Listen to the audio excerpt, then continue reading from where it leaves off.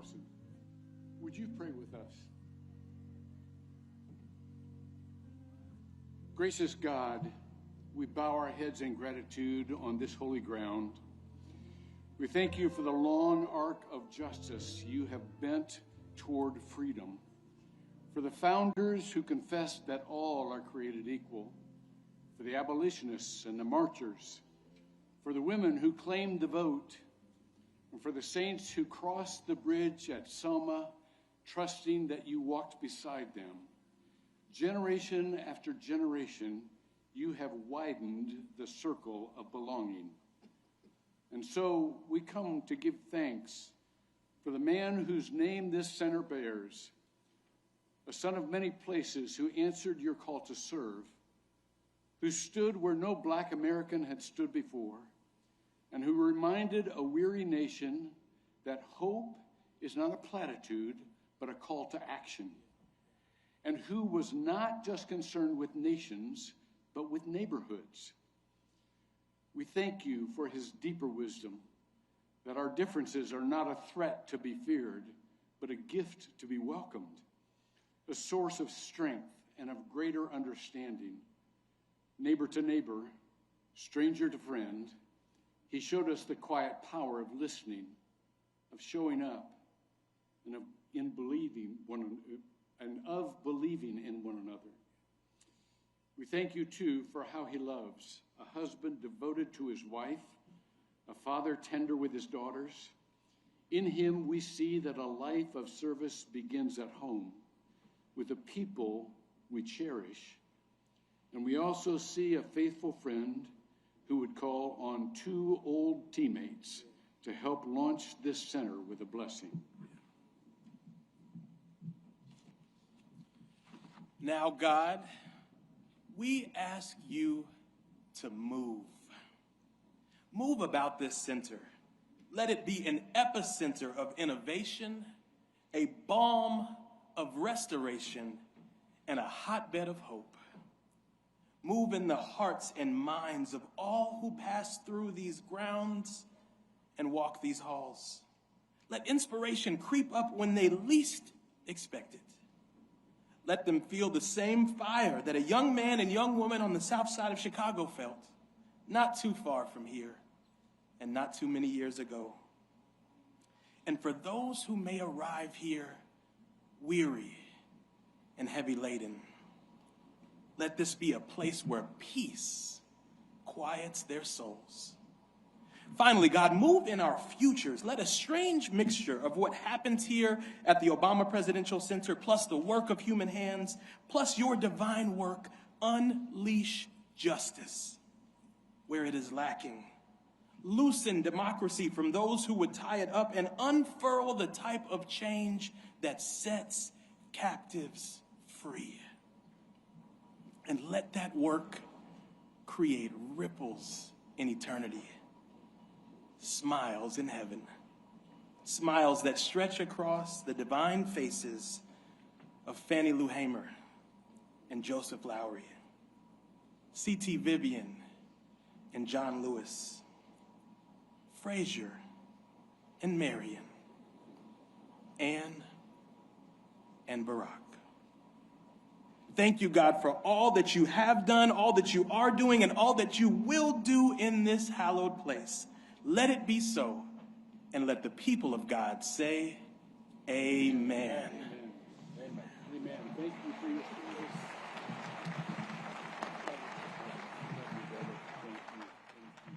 Please stand for a presentation of colors by the Illinois Color Guard, followed by the national anthem.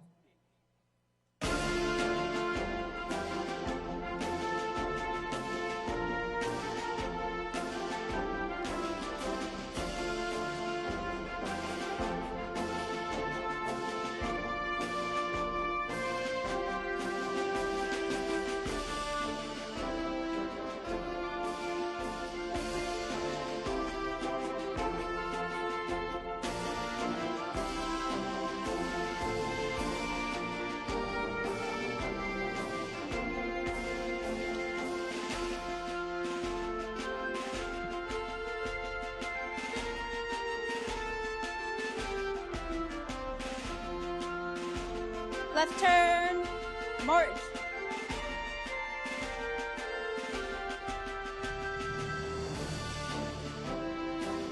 Color guard, halt.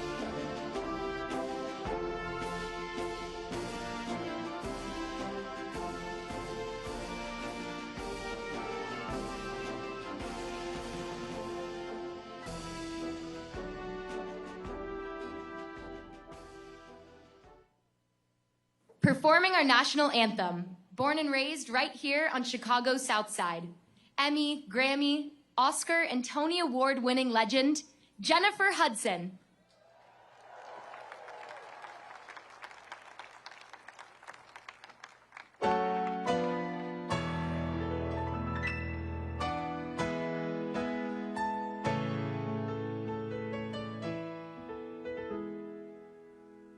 Oh, say, can you see by the dawn's early light what so proudly we held at the twilight's last gleaming, whose broad stripes and bright stars through the perilous fight, o'er the ramparts we watched, was so gallantly streaming. And the rockets red light, the bombs bursting in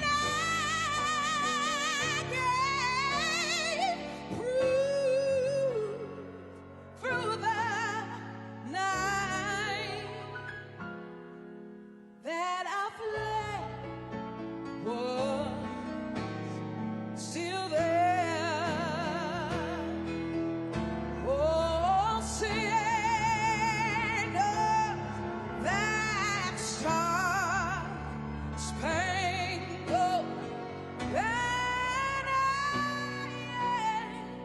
wave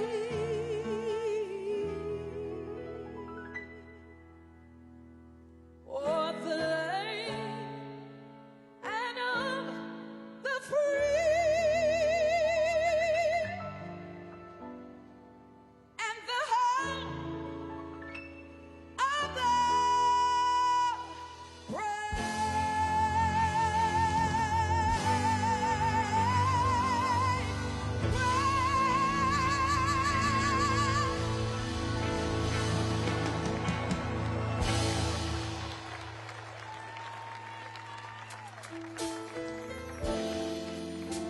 It is such an honor to be here on today. I want to say congratulations, President Obama. Your legacy will continue to live on.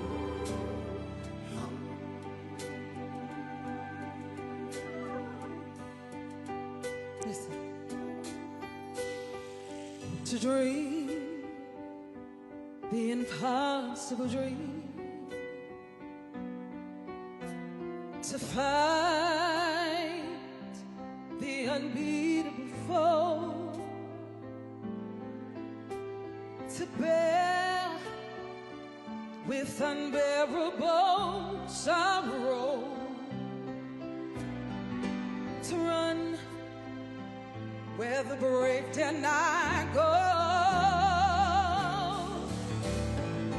to right the unrightable wrong, to love pure and chaste from afar, to try when your arms are too weary, to reach unquenchable star. This is my quest to follow that star. No matter how hopeless, no matter how far, to find for the right without question apart. To be willing to march into hell for that heavenly call. And I know if I'd only be true to that glorious quest, that my heart will like peace full and calm when I'm laid to my rest. My rest. And the world would be better for this than what is going to be covered with scars. Still strong with his last stand courage to reach the unreachable star, to win no matter how far. I still believe in the impossible, the unbeatable, the unreachable star. Congratulations, star.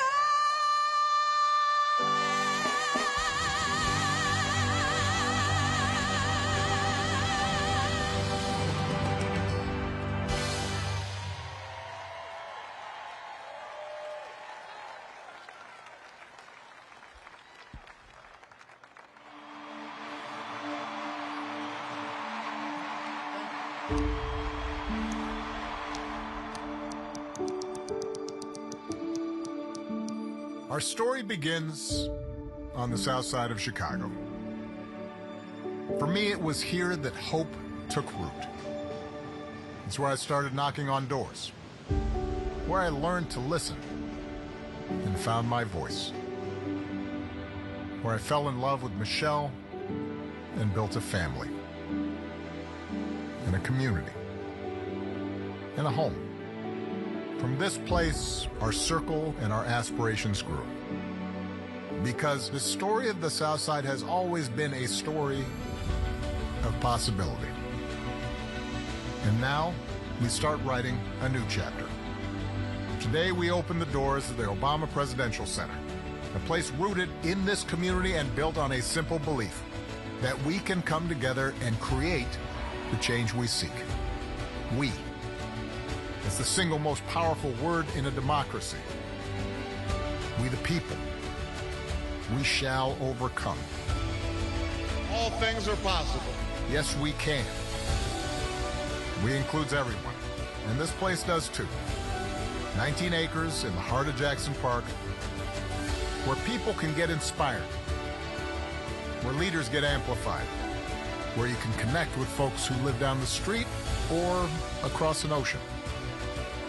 Here you can do more than reflect on change, you can become it. That's what the South Side taught us. It's what we taught our girls, what generations have passed down to their kids. That progress isn't bestowed from on high. It grows from the ground up. With hard work and courage and faith in each other. We've proven it before. Now let's do it again. Together.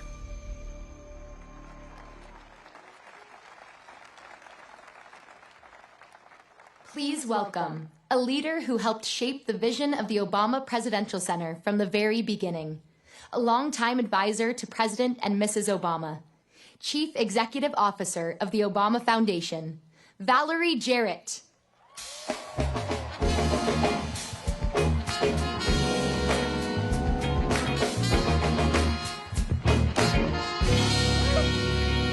Well, good morning, everyone. Good morning to all of you who are here in Chicago, who traveled from near and far. Oh my goodness, you're here to celebrate with us, and many of you came through some pretty atrocious weather. And to everyone watching from home, this is a glorious day, and it is for all of you, and the sun is out. So we want you to enjoy the moment. Yes. I am thrilled to officially welcome you to the opening of the Obama Presidential Center.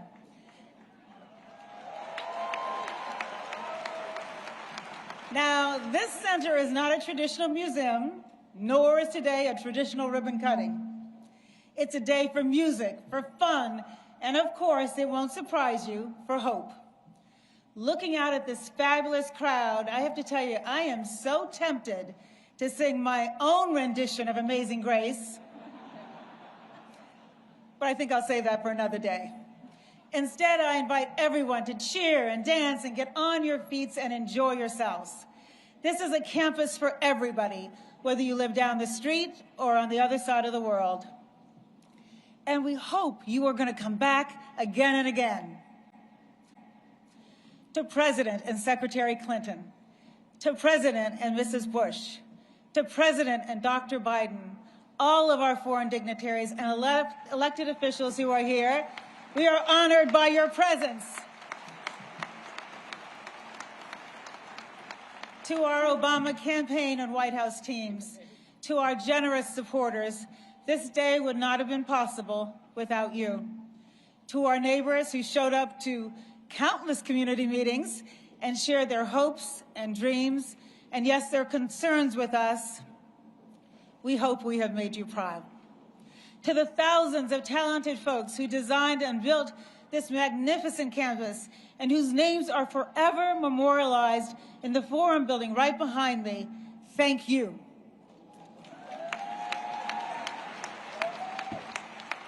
To our board of directors, Marty Nesbitt, our chairman, all of the members of the board who provided exceptional oversight and guidance and support, and to my amazing team, whose dedication and commitment to excellence have made our programs, the center, and this celebration all exceptional. Thank you. We'd also like to take a moment to recognize the original inhabitants of the land upon which we are gathered today. We honor the Anishinaabe, the Council of Three Fires, the Ojibwe, the Odawa, and the Potawatomi nations. And to our family and friends whose unwavering love and support help sustain us throughout this incredible journey, thank you. And lastly, thank you, Barack, Michelle, Malia, and Sasha, for your grace and your service to this country, each in your own way.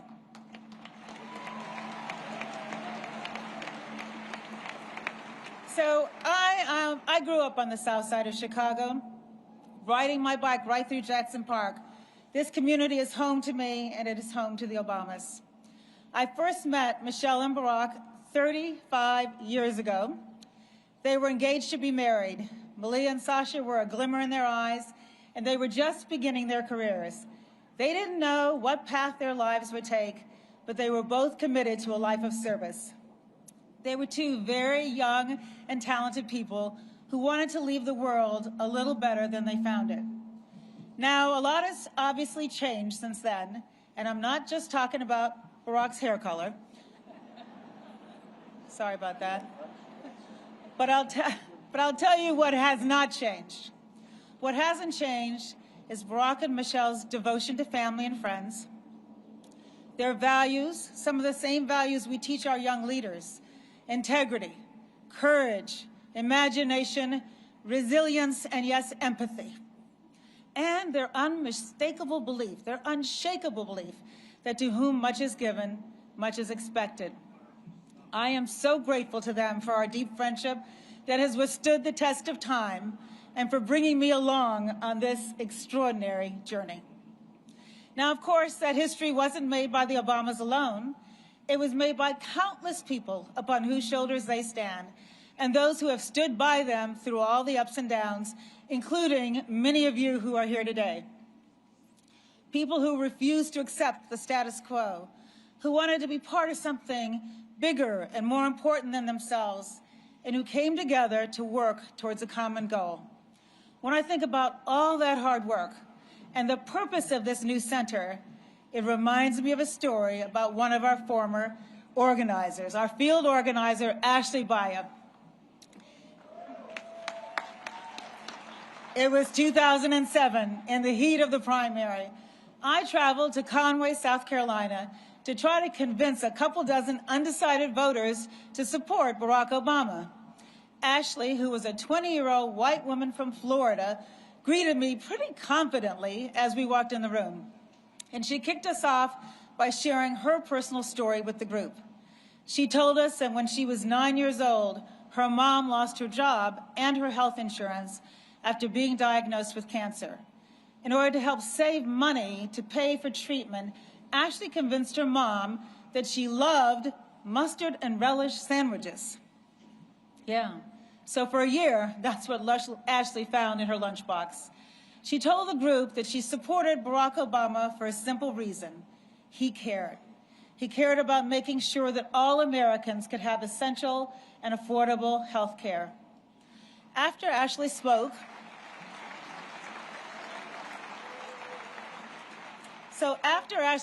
we went around the room and each person talked about what they were there for, what they cared about.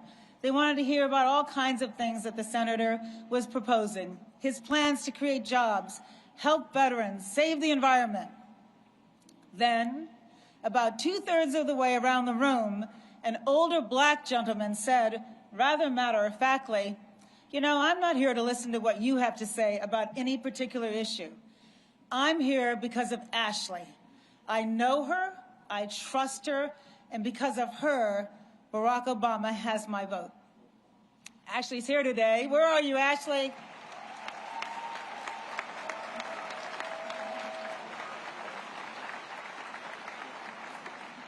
She's not going to stand up.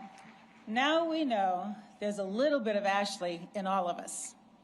Real change is not predestined, nor does it happen simply because of someone's title or station or status. Real change depends on trust. The kind of trust that was built between a young white woman from Florida and an older black man from South Carolina. That's what Barack's campaigns were all about. That's what Barack and Michelle's 8 years in the White House were all about. That's what the center is all about. This is not a monument to the Obamas, you guys. This is a tribute to all those who made their journey possible.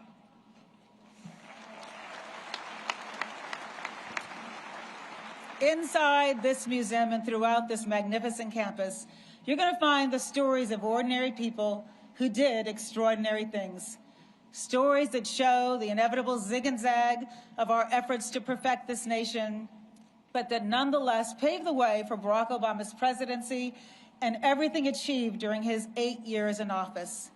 This center is also a challenge to the next generation of changemakers because our work is never done. In the words inscribed on the outside of the museum building, we each have the glorious task of continuing to improve this great nation of ours. This center may be named for the Obamas, but it is built for you. So let's celebrate.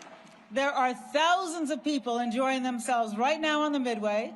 So let's check in with our host, who's in the middle of the action. Yeah, she's an actor, a producer, and one of the most influential voices of her generation. Marsai Martin. Take it over, Marsai. Hello, y'all. Back at the plaza. Hi, Valerie. Thank you, everyone. And yes, I sure am in the middle of the action. The crowd is electric over here. Make some noise. I feel like a whole cookout over here. We got the food truck. Music was going, the lawn chairs. We are having so much fun. I also have a bunch of amazing people over here that I would love to talk to because they have incredible stories. Now, okay, we'll start with you guys. What is y'all's names and where y'all came from? Nadej. I live here, but I'm originally from Congo. Nice, nice. My name is Claudia, and I just came all the way from Africa yesterday for this event. Shout out to that! Wait, how long was that flight? I took a first flight that was 6,000 miles, and the second one 4,000 miles, so in total to 10,000. That is incredible. Now, why was it so important for you to come to this event? Because I had the incredible story. That was in 2008. I was studying journalism in Harvard. And what happened is that Barack Obama became a candidate, and I called my family in Africa, and I said, okay, you know what? I think I know who the next president's going to be. And it's inspired me a lot. And 3 years after that, I created the first American school in my country because of him. I love that. So how has your time been in Chicago? Have you showed her anything? Any dope sights? We'll try after the event. After the event, he's like, there's an after party after the party. I get that. I get that. I love that so much. And how about you, Andre? Listen, this man's been dancing the whole time. Let me start by saying that. How are you feeling today? I'm great. This is inspirational. This is fiery. I love America. I love Chicago, and I love the melting pot that we still are. And I so with the vision of America. Let's go. Yes. What's like your go-to dance move for today? If you could describe like this whole event, what would be the move?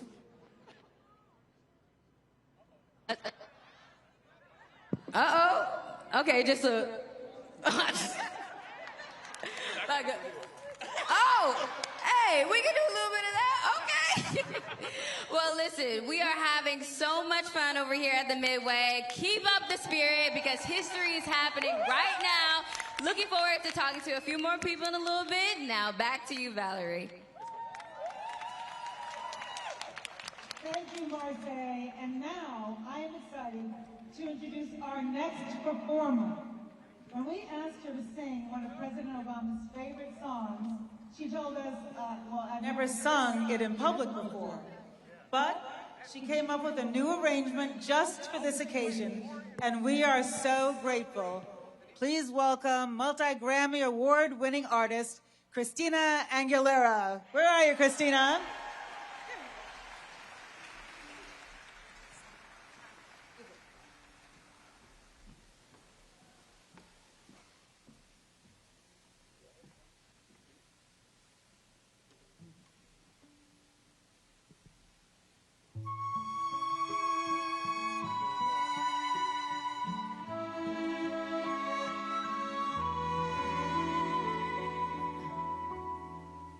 See trees of green, red roses too.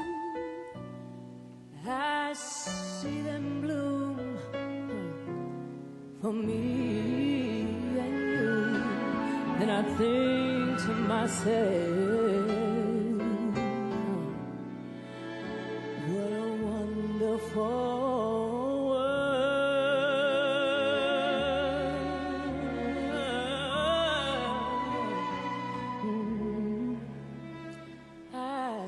skies of blue and clouds of white, the bright, blessed day, the dark, sacred night, and I think to myself,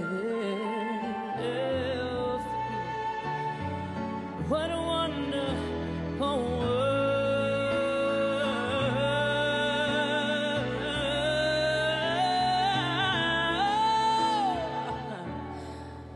The colors of the rainbow, so pretty in the sky, are also on the faces of people going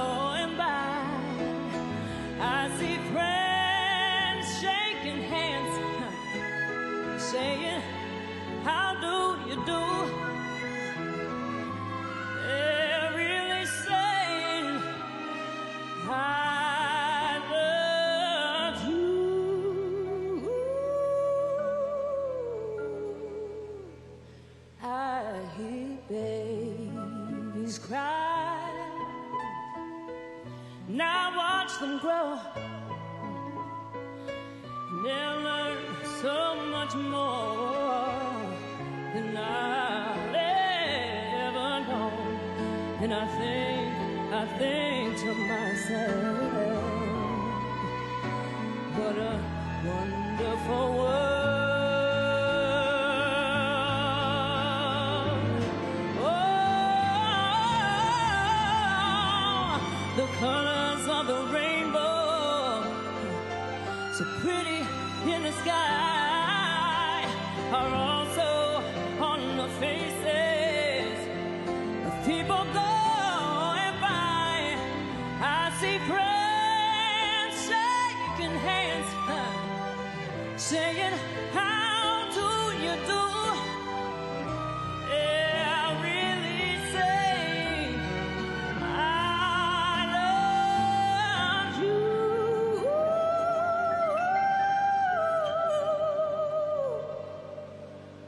I hear babies cry.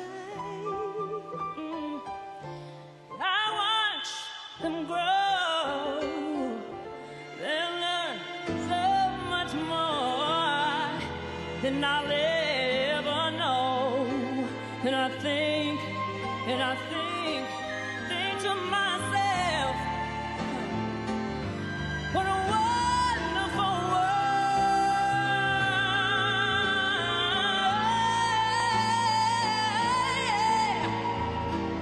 And I think to myself, hey, what a wonderful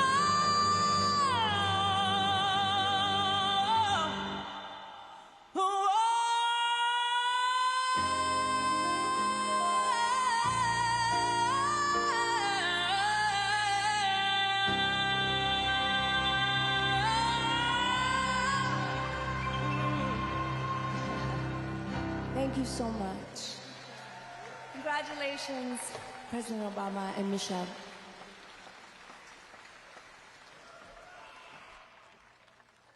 President and Mrs. Obama have always shown us that hope isn't passive. It's something you show up for. For the past 8 years, the Obama Foundation has been bringing that hope to life. Now, see the mission in action.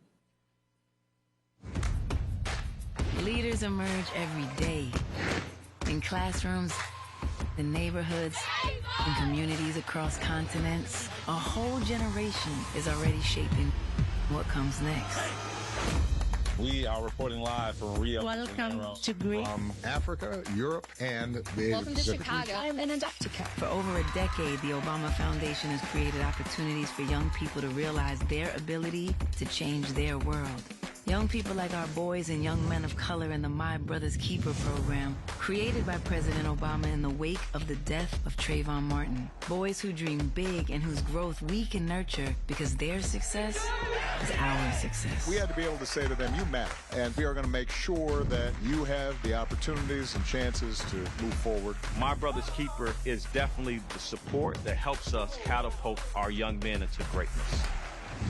The Girls Opportunity Alliance, founded by Michelle Obama, supports grassroots leaders and organizations working to educate and empower adolescent girls around the world.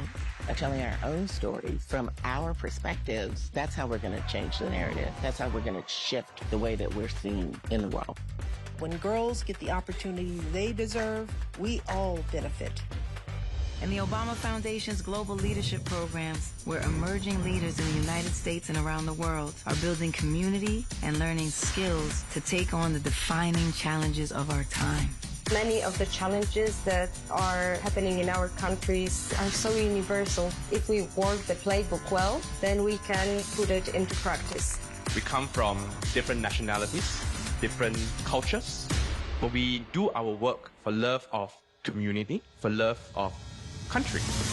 Whenever you put out the invitation for people to meaningfully make change, so many people are willing to donate their time and energy towards creating a better future. And that's powerful to people. Now, this work has a place to gather and grow. Here at the Obama Presidential Center, dreamers become leaders. Yes, we can. Hope becomes change. We build the future together. I want to fight to make sure that the world sees you, because I know who you are. Because the future is shaped by those who choose to be audacious. The future is now, and it starts with us.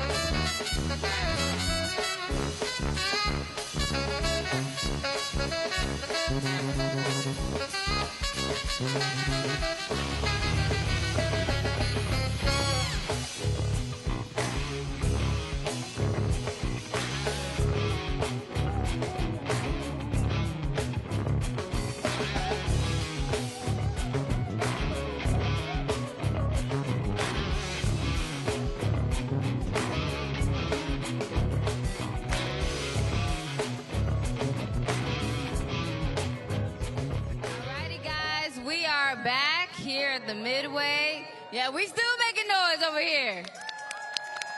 We chilling. We see y'all at the plaza with y'all church fans. We gonna need some of those. Someone bring some over here. Woo! All right, I got a new set of people with amazing stories. Now tell us, what's your name and where you come from? My name is Chris, and I'm thrilled to be here. Where are you coming from? Just north Glenview, Illinois. Right, nice. Now, how excited are y'all to be here? I love it. It's such an honor. I love the Obamas, and I just love it. It's just a wonderful celebration. Beautiful. How about you guys? Y'all excited? We're super excited. We're here from the south side of Chicago, Bronzeville, home with Flossmoor, north side. You know, we're celebrating, and we are super excited to be here. Christian is 15 years old. Oh, my gosh. Celebrating with all of us. Yeah. How is this for you? This is my first time at a real historical event. I'm really excited. I love music. I love Obama. I'm just glad to be here. Absolutely. How about you, girl? Where are you coming from? Chicago, north side. Lakeview, basically, so not that far. Same neck of the woods over here. We are so excited. On a scale of 1 to 10, how big does everyone feel today? Like, how emotional? How is the overall vibes for you guys? 100. 2,000. 2,000. Okay, if there's one word to describe how you feel in this historical moment. Yeah, you on camera. Yeah, you said, here I am. If there's one word to describe how you feel, what would you say? Amazing. I mean, I can't believe I'm here. I'm very excited. There's no words, really. Yeah, how about you guys? I don't have the words to express how amazing this is. I wore my vintage Obama shirt from the campaign, and this is just bringing back so many memories, and I'm just hopeful that we can get back to the time where we were before. We're super grateful for the Obamas bringing change back to the south side of Chicago. And we want to share this love all over the world. So if people are watching this, come and see us. Come to the museum. Okay, absolutely. And the power of love. The power of love. All right, we excited. We still lit over here. Back to y'all.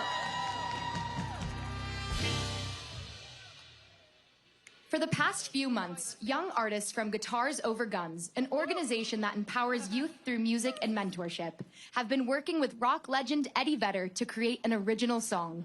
Every note, every chord, every lyric.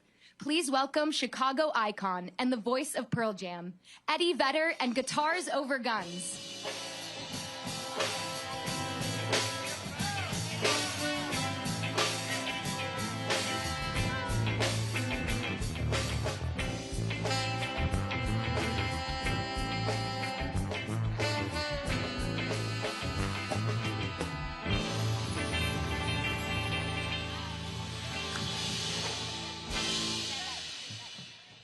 Well, hello, and what an honor to be here.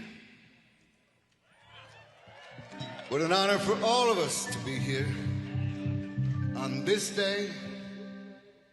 Let me quick introduce you to the band. On lead guitar, 12 years old, this is Issa. Vocals, all 13 years old, we got Joy, Naomi, and Giselle. On more vocals, we got Mason, 13, a veteran of the program, Maisky, he's 20. We have some mentors from the program helping out. That's Jeremiah, Michael, and our leader, Andre. On the bass guitar, the amazing Aiden, 13. And at the ripe old age of 14, we have Cassidy on the drum kit. Now, President Obama was aware that I would be playing music with young musicians from the neighborhood. But when he heard we were writing an original piece, a song just for the occasion, he said, that might be a lot of work. And as usual, he was right. But it's been great work, and it's everything the center stands for. It's inclusivity, it's access to resources, it's mentorship and opportunity. So we thank you for this opportunity. The song is called Better Believe, and I start it, but is everybody ready? Yes. Let's go. It goes like this.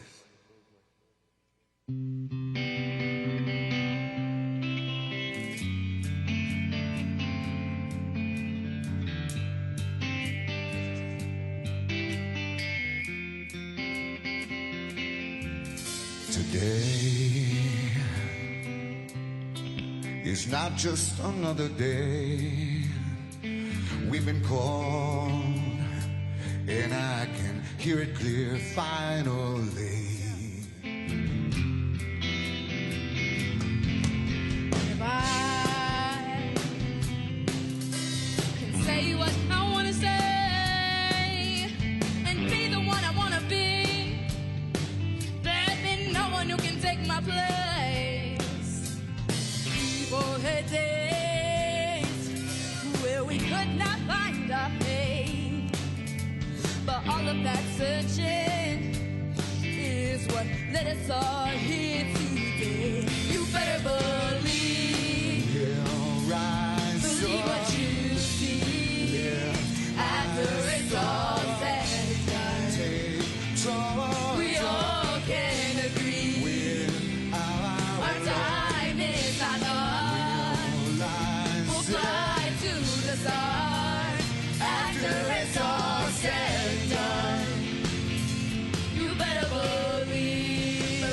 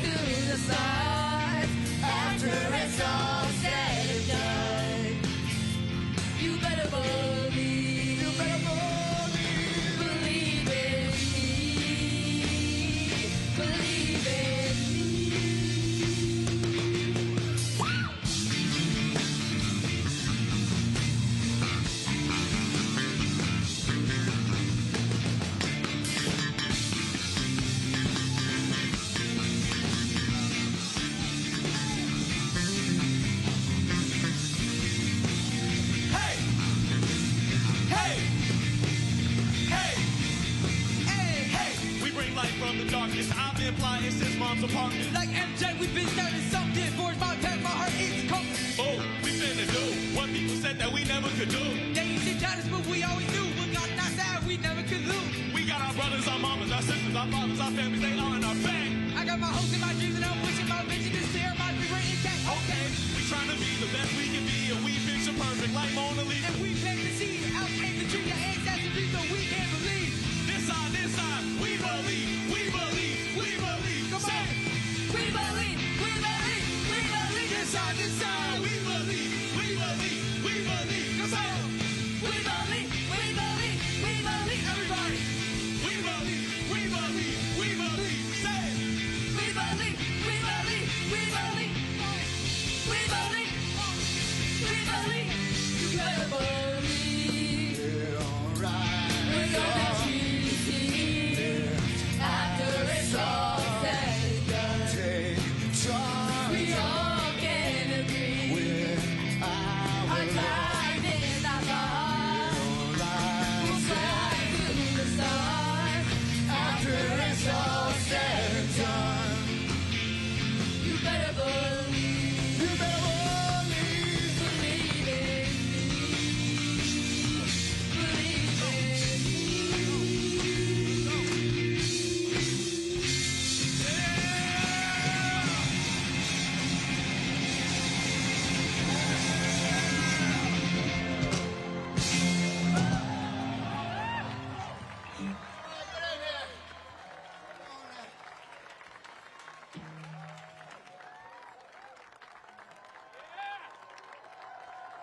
He's an entrepreneur, innovator, and a driving force to make the Obama Presidential Center a reality.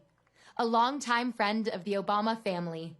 Chair of the Obama Foundation Board, Marty Nesbitt.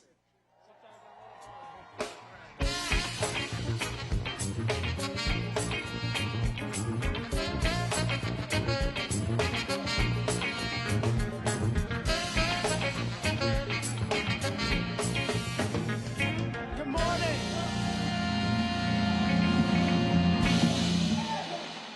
I love that tan suit. How y'all like my tan suit?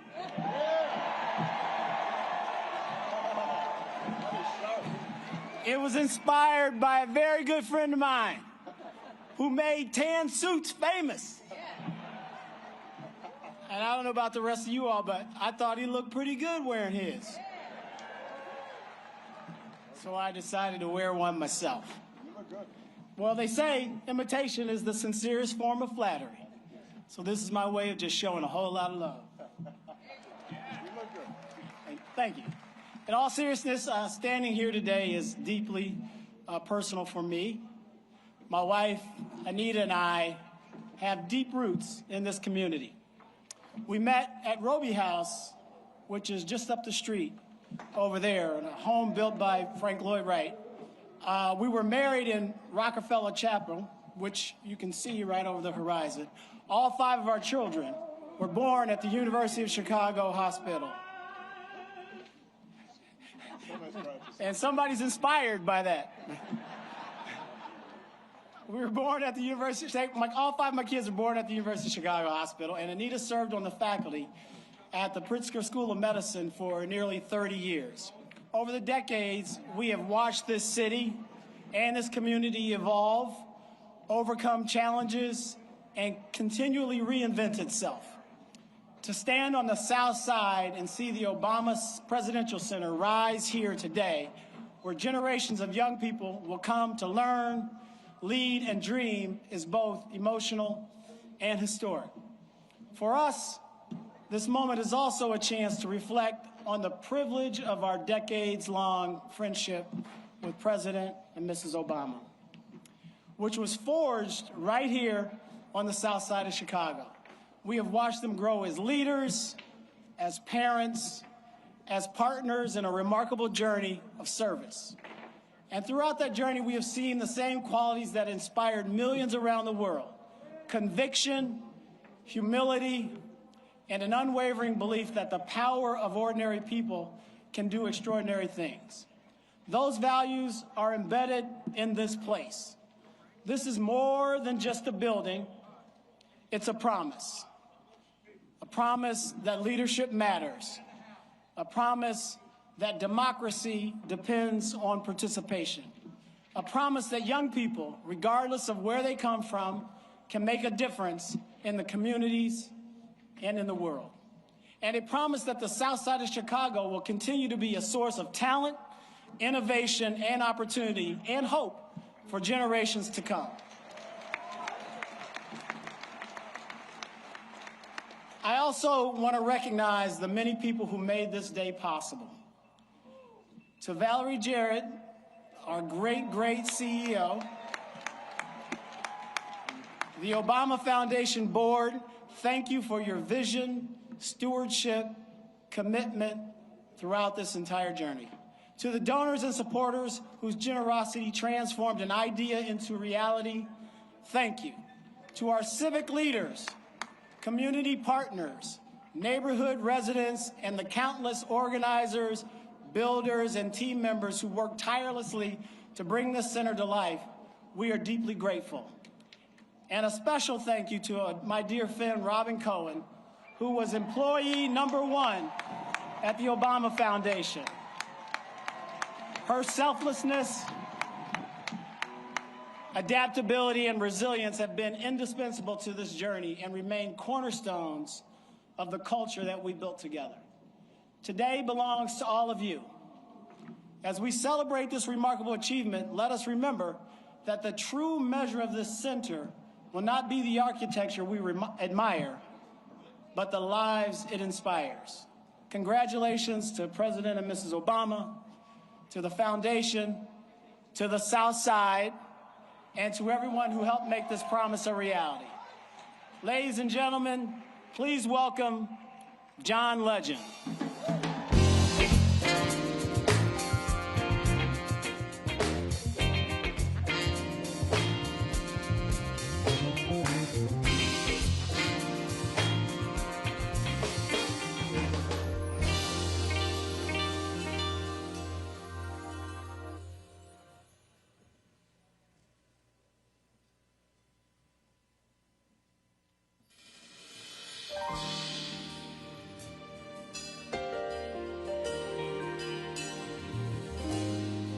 From Chicago's own Donny Hathaway. Hang on to the world as it spins around. Just don't let the spin get you down. Things are moving fast. Hold on tight and you will last. Keep your self-respect, your manly pride. Get yourself in gear. Keep your stride. Never mind your fears. Brighter days will soon be here. Take it from me, someday we'll all be free.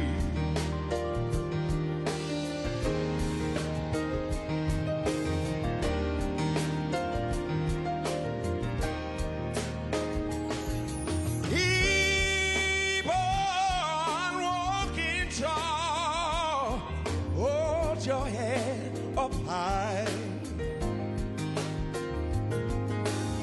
Lay your dreams right out to the sky.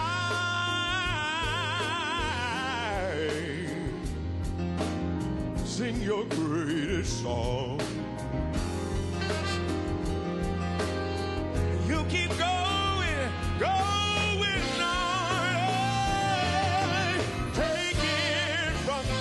Someday we'll all be free.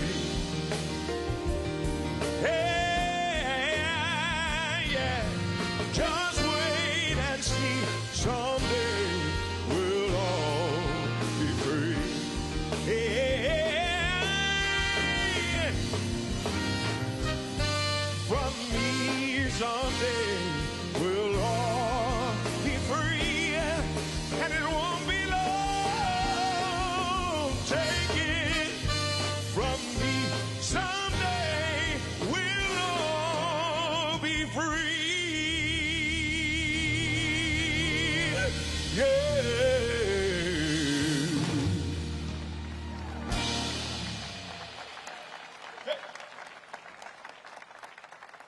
Thank you so much. It's so good to be here on the south side of Chicago. The first time I met President Obama, he was Senator Obama. We met in his office almost 20 years ago.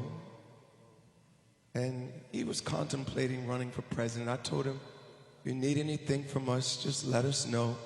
We'll be glad to help out. And help out we did. We were so grateful to be a part of this entire journey from the beginning. So grateful to see this beautiful facility here, honoring all the work that the Obamas did, but that all of us did together. We're so grateful for this opportunity. We've got some more amazing Chicagoans to come to the stage. Please welcome this incredible choir, United Voices of Chicago.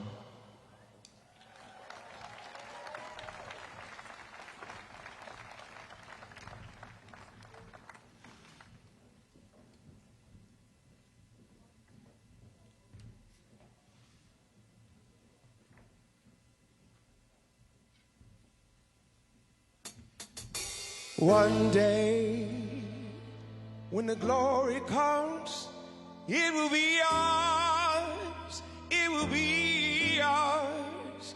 Oh, one day, when the war is won, we will be sure, we will be sure. Oh, glory.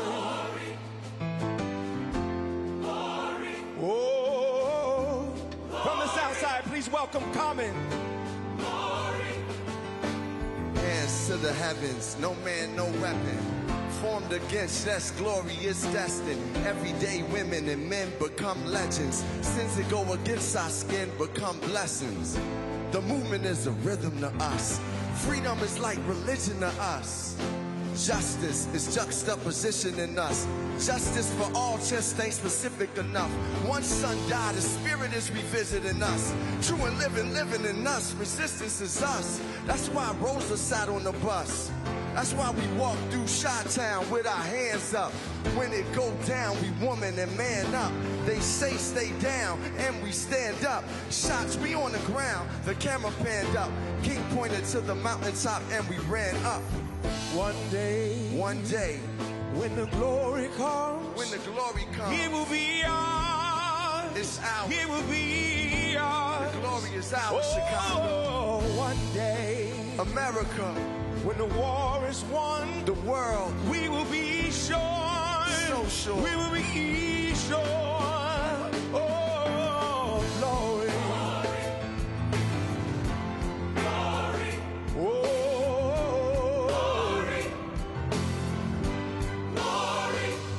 Now the war is not over, victory isn't won, but we'll fight on to the finish. Then when it's all done, we'll cry glory, oh glory, glory, oh glory, we'll cry glory, oh glory,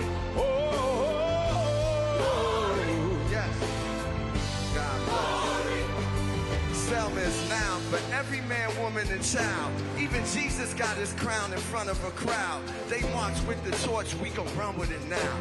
Never look back, we done gone hundreds of miles. From dark roads, heroes, to become a hero. Facing a league of justice, his power was the people.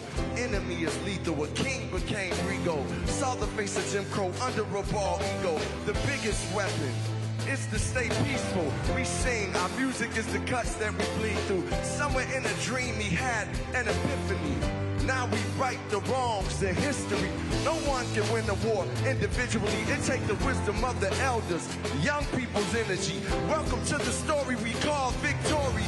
The coming of the Lord, my eyes have seen the glory. One day, when the glory comes, one day, it will be ours. It's ours. It will be ours. To the Obamas, the glory is ours. One day, the Obama Center. When the war is won, war, yes, we will be sure. So sure. We will be sure. Oh, to To God be the glory. We fight for the glory. We love for the glory.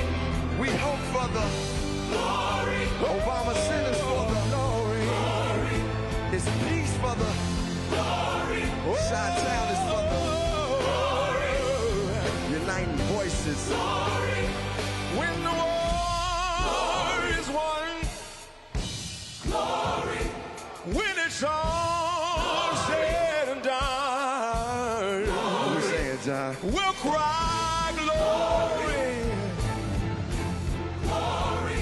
Oh, glory.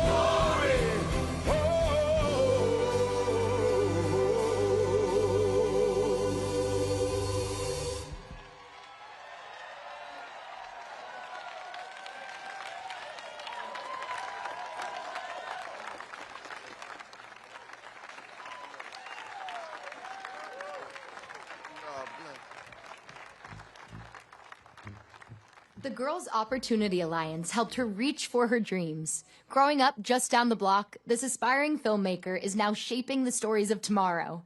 Welcome, Miss Addison Belome.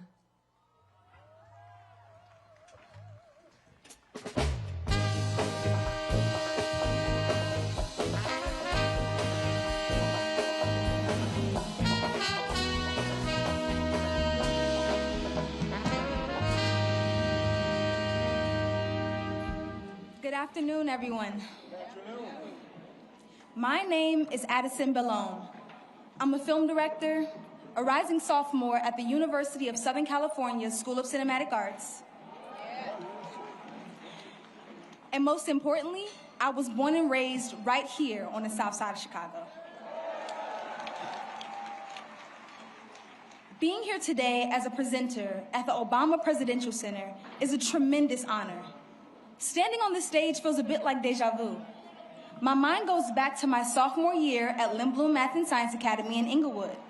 Swoop, swoop. I was sitting at lunch when I received an email from the Girls' Opportunity Alliance inviting me to travel to New York City to speak at a luncheon with Mrs. Obama. For a 15-year-old girl from Chicago, that opportunity was transformational. It showed me that my voice mattered and that my dreams were worth pursuing. First Lady Michelle Obama is living proof that when you're a black girl from the south side of Chicago, there is no limit to what you can achieve.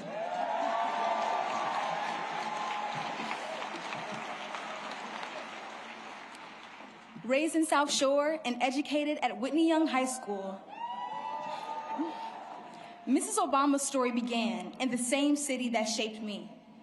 Throughout her life, she has remained deeply committed to uplifting communities like the ones that raised her.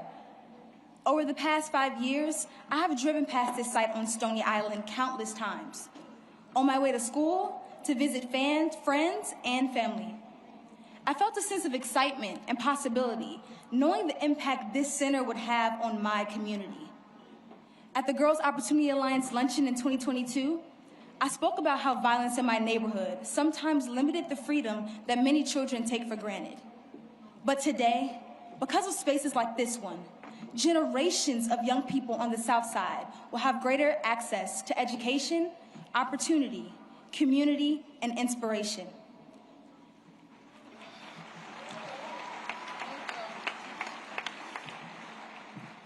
This center stands as a reminder that our neighborhoods are worthy of investment. Our stories are worthy of being told, and our young people are worthy of every opportunity to dream bigger.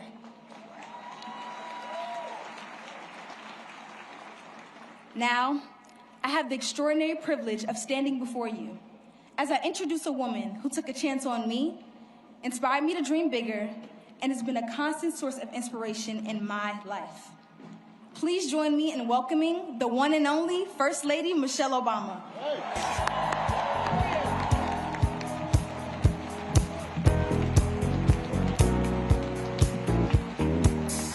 You made my soul a burning fire. Oh,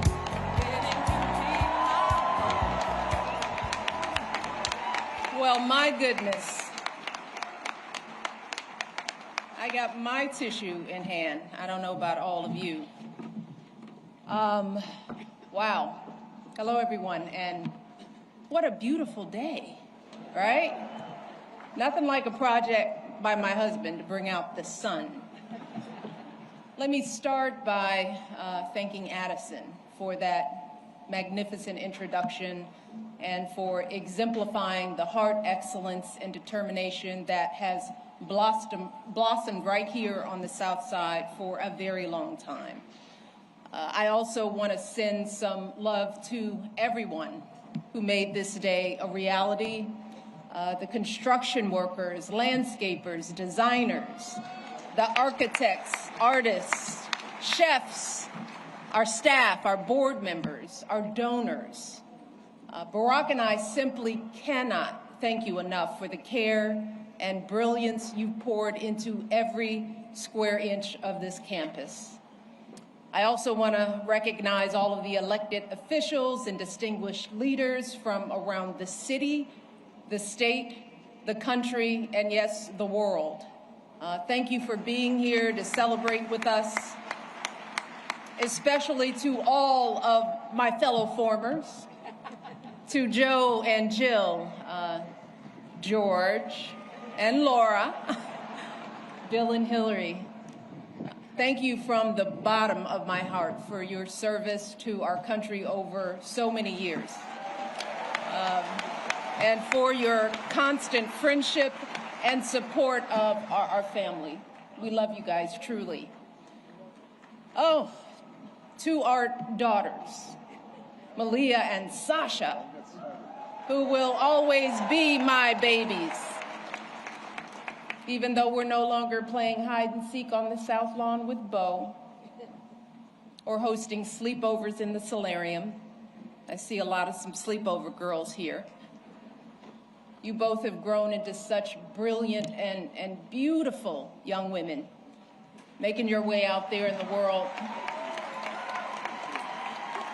Thank you for bringing so much joy and spirit and energy to a life you had no voice in choosing, and for making us proud every step of the way.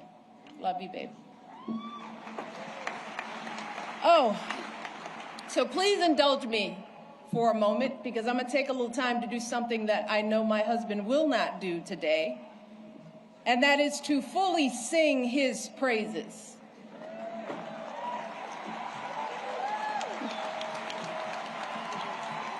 Barack, you got to look at me. You told me all those years ago that you couldn't promise me the world, but you could promise me an interesting life. And of course, you outdid yourself and managed to give me both. I know it hasn't always been easy, but there hasn't been a single second through this experience that standing by your side hasn't left me in awe. 8 years in the crucible, and not once did you melt from the heat. Not once did you let it harden you. Instead, you used it to reveal your truest essence, your stubborn optimism and unflinching courage, your dazzling brilliance and unpretentious decency, your ferocious work ethic, and absolutely unshakable moral fiber.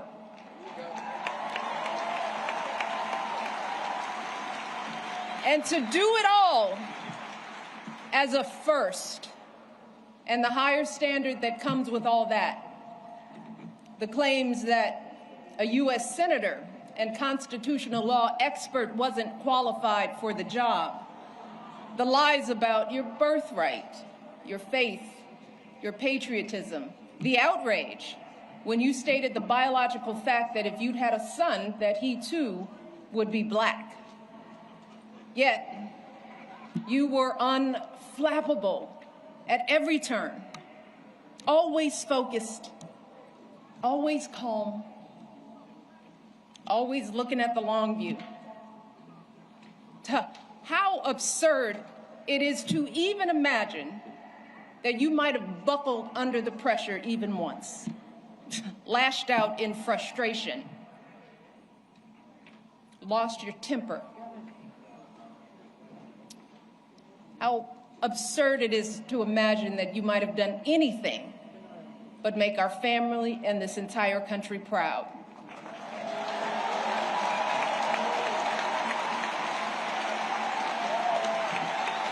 No, you were too busy.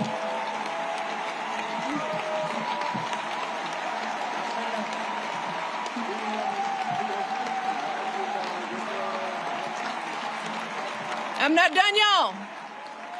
Not done. So much to say. You were doing the people's work, rescuing our economy, expanding health care, ending a war, ordering the bin Laden raid, saving an auto industry, winning a peace prize.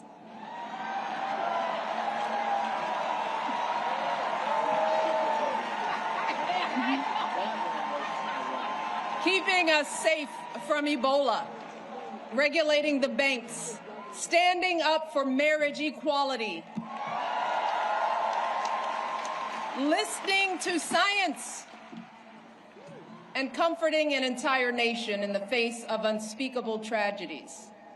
And you did it all with such grace and class and cool that you made the hardest job in the world look like a walk in this beautiful park.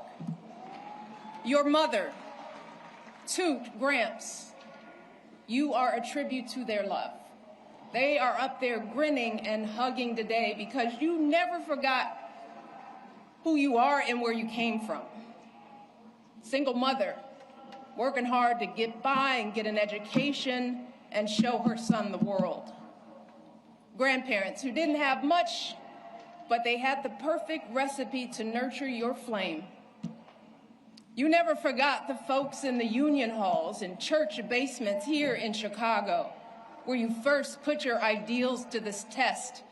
You never forgot all the voters you registered and students you taught and neighbors you organized. You never fell for the temptation of a quick fix or an easy payday. You never changed from that idealistic summer associate who showed up on that rainy day when we first met without an umbrella. You always gave us the very best within you. And in doing so, you reminded the rest of us that we could too. Barack, there are no words to express how proud I am of the way you showed up and continue to show up every single day. It has been an honor to be by your side. You have made me a better person and have given us all an example that we should strive to emulate. And I hope you know, there is truly no higher calling than that. All right. To all of you joining us today, our invited guests, and everyone listening and watching from afar, the Obama Presidential Center was created as a beacon of hope, a monument to our unshakable values, the ones my husband has exemplified his entire life: equality, empathy, honesty, inclusion, fairness. And especially during these anxious and divisive times, it is so important that we remember that those values are not unique to my husband. They are the same ones that your husbands and wives, your parents and children, your friends and neighbors exhibit and pass on. Every single day, millions of people in this country wake up doing their very best to live decent and purposeful lives. Yeah, we're all tested in one way or another. And there are plenty of times we all fall short. But deep down in our hearts and souls, we all know right from wrong. We know selflessness from greed, righteousness from injustice. We understand that we all rise and fall together, that every last one of us is an invaluable contributor to the greatness of America. And I'm talking about the workers living paycheck to paycheck, hoping to give their kids a better future. The teachers using their own money to take their students on field trips. The business owners struggling to meet payroll but refusing to close their doors. All those folks sweating over stoves to provide meals for their communities. Folks shivering in the freezing cold to deliver our packages. Picking up trash to keep our parks clean. Volunteers dedicating their weekends to coaching t-ball or directing the church choir or mentoring a child. That's where the truth of this country lies.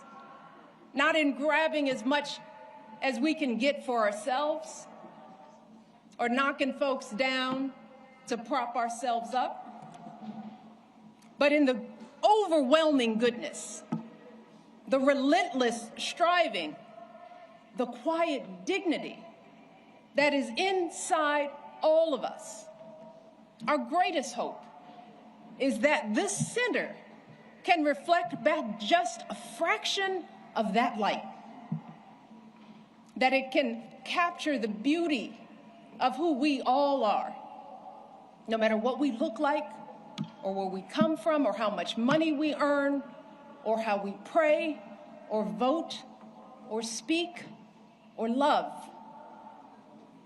It's why during our administration, we threw open the White House doors to all sorts of folks who don't usually get to meet the president or first lady, the families pinching pennies to send their first child to college, the teenagers who know that a hot afternoon means the bullets start flying, the military spouses and children serving and sacrificing just like their loved ones in uniform, the Native kids showing us that resilience and pride can never be stolen, the 4-H'ers and FFA members with calluses on their hands from feeding livestock, the immigrants proving what it truly means to be a dreamer. These folks aren't Americans too. They are America. They are the beating heart of this country. They are us and we are them. And to ignore this simple truth, to refuse to respect the contributions and experiences of people who aren't exactly like us, y'all, puts us all at risk. Failing to see the humanity in all people puts us all on a slippery slope.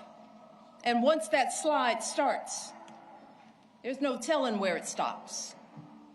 A dangerous precedent that flies in the very face of our faith and of the founding promise of this democracy, that all of us are created equal, that each of us is a child of God with inerrant value. And no one, and I mean no one, has the right to sit in judgment of who's American enough.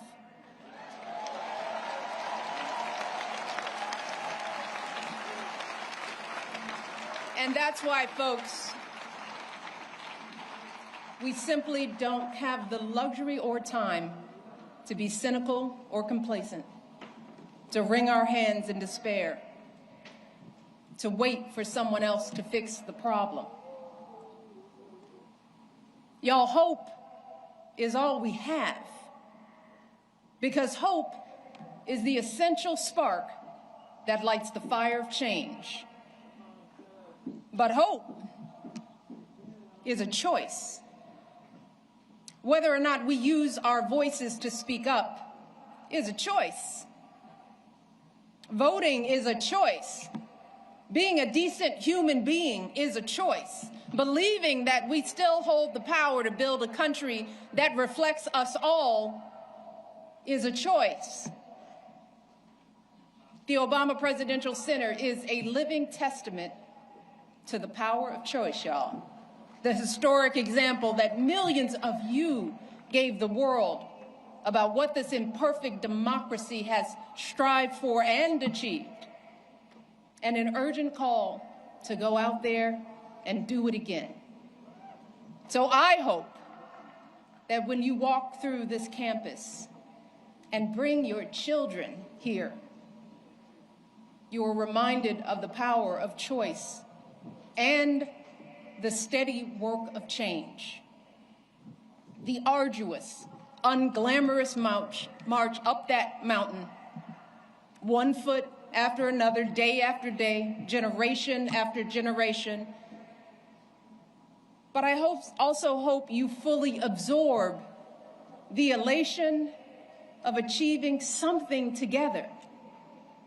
You know, that feeling when you clear the tree line and see a vista that takes your breath away. A feeling that can never be erased.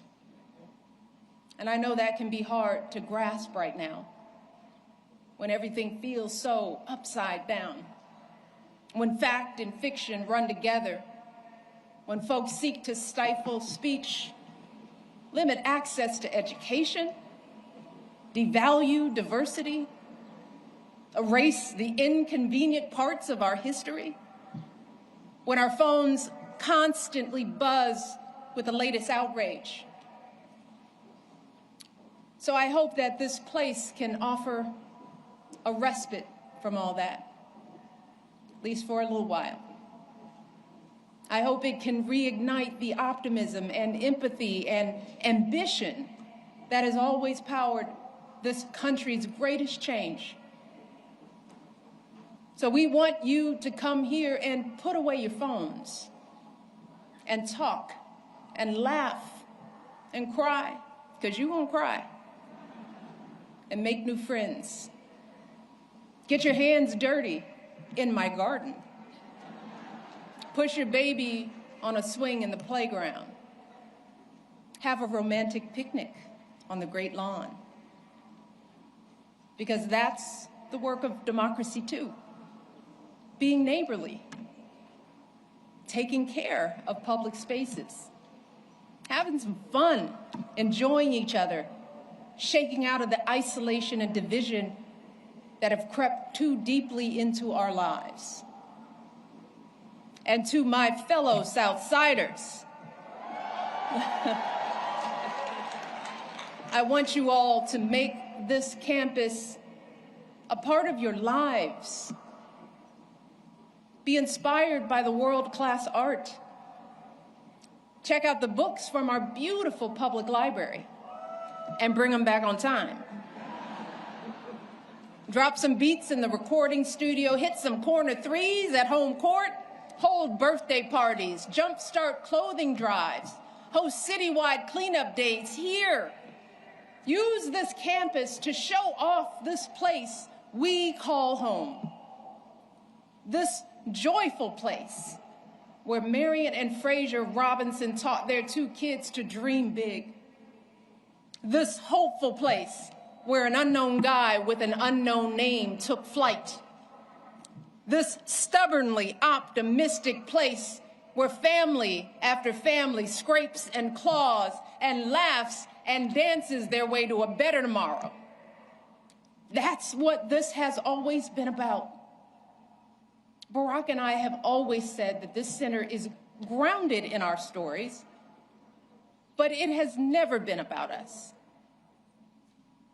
It's never been for us. And it's going to be here long after we're gone. So what it becomes and how it's preserved, that work has to be done by all of us, just like our democracy. And thankfully, you have shown the world what we are capable of. You've proven that a lasting legacy isn't an award or a name on a building or a number of zeros in a bank account, but the difference we make in one another's lives. It's about seeing each other and showing up for each other and carrying each other when we're weary or faltering or losing faith. That's how you build something that endures. And that's what you all have done at every twist and turn of this extraordinary journey. You have protected and proclaimed the hope that beats within the heart of this campus. You've rekindled and renewed this untamable, unpredictable, and unbreakable democracy. And I know that you all are going to astonish us even more in the months and years ahead, because you all have proven beyond a shadow of a doubt that when we truly see each other, when we strive to bring out the best in ourselves and one another, oh, there is no limit to how high we can go. Thank you all. I love you all. God bless you, and God bless this country we love.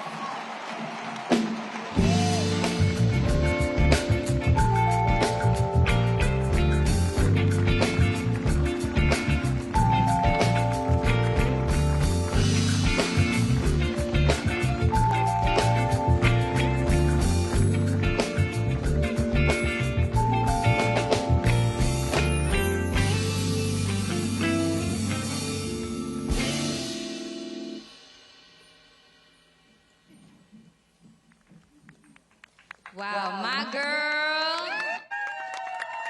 I love her so much. Mrs. Obama talked about the power of community, and moments like this matter because, listen, somewhere in this crowd is a future filmmaker, a future teacher, a future entrepreneur, a future creator, a future anything. Days like today can change the way we see what's possible for ourselves. Now, we got all the future change makers over here. How are we feeling? Good? Listen, I'd love to start with you because, listen, we was watching together Mrs. O's speech, and I saw you in tears. What does this mean to you and your sons, and what does this mean as a whole being here in this moment? It means absolutely everything. I brought my two boys from California so that they could see a leader that was a part of everything: integrity, honesty, true leadership, a beautiful love for his wife. So it means everything. Well, we are so excited. And listen, not only are we excited, we are so happy to keep moving forward, keep the energy alive, and we'll check back with y'all soon.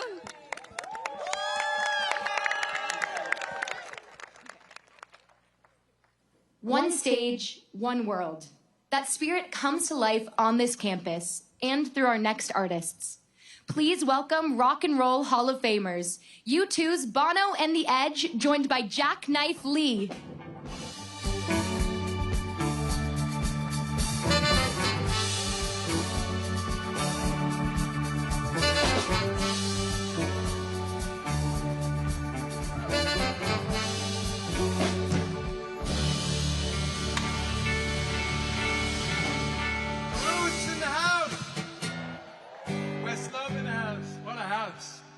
What a wonder. They're calling it the Obama list at home, just so you know. We're here representing the Irish in Chicago and all over the world.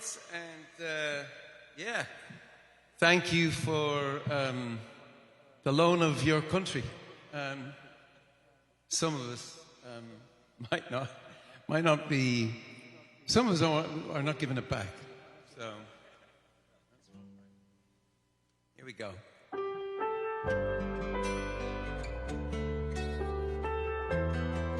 Some of us feel your country belongs to us, which is mad but true. I mean, like all of us.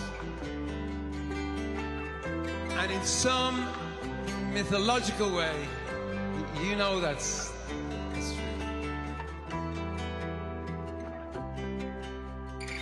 The more you see, the less you know. Someplace you better and grow. How much knew more then than I do now. Neon hot day glow eyes, city lit by fireflies. They were advertising in the skies for people like us. And when you're not around. I'm getting ready to leave the ground.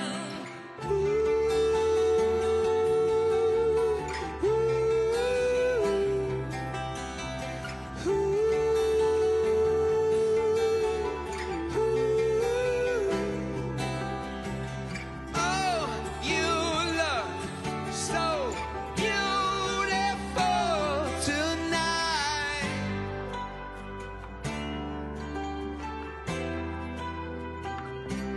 In your city of blinding lights, don't look before you laugh. Look ugly in a photograph. Flash bulbs, purple irises the camera can't see. We watch you walk unafraid, watched you in the clothes you made. Can you see the beauty inside of me? What happened to the beauty I had inside of me?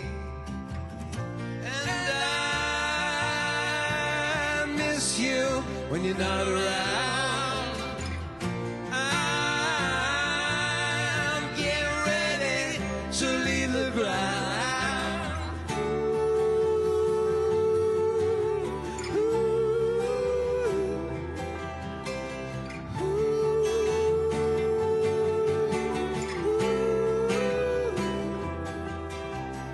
Oh, you look so beautiful tonight.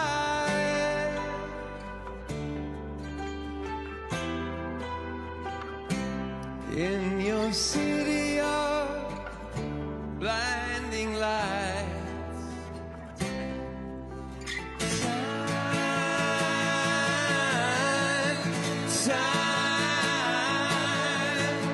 time. Oh, leave me as I am. Time won't take the promise from this land. Oh, you look so beautiful tonight. Oh, you look so beautiful, Michelle.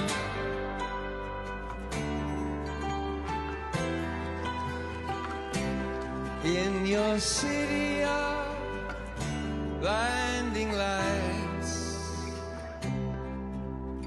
the more you know, the less you feel. What some pray for, others steal. Blessings not just for the ones who kneel. Luckily, lucky me, lucky we, in the company of Jackknife Lee, 46, 42, and 43. Civility, hold tight to democracy. Community, isn't she lovely?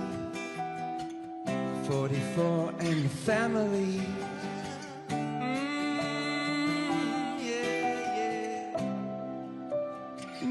Michelle, my belle. Michelle, my belle. Sing it now. Michelle.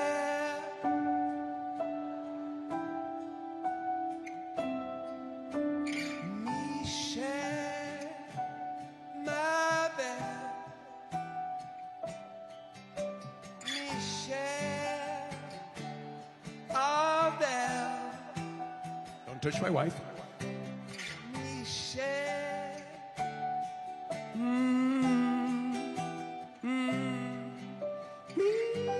Michelle, my belle.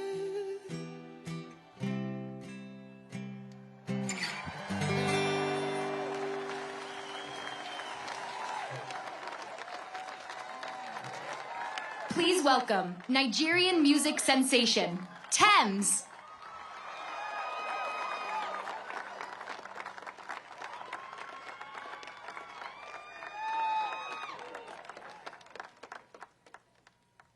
Thank you. I'm so blessed and honored to be here. This one is to you, everyone in this room, to Mr. and Mrs. Obama, and to Sandra and all the family. Are you ready?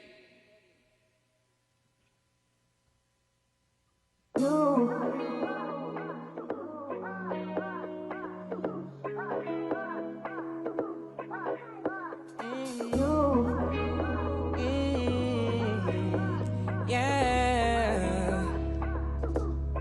This is my decision. This is my decision. I don't think you listen. You listen. I don't think you listen. For me to come out, it must mean I'm at the door. It must mean I'm not the same.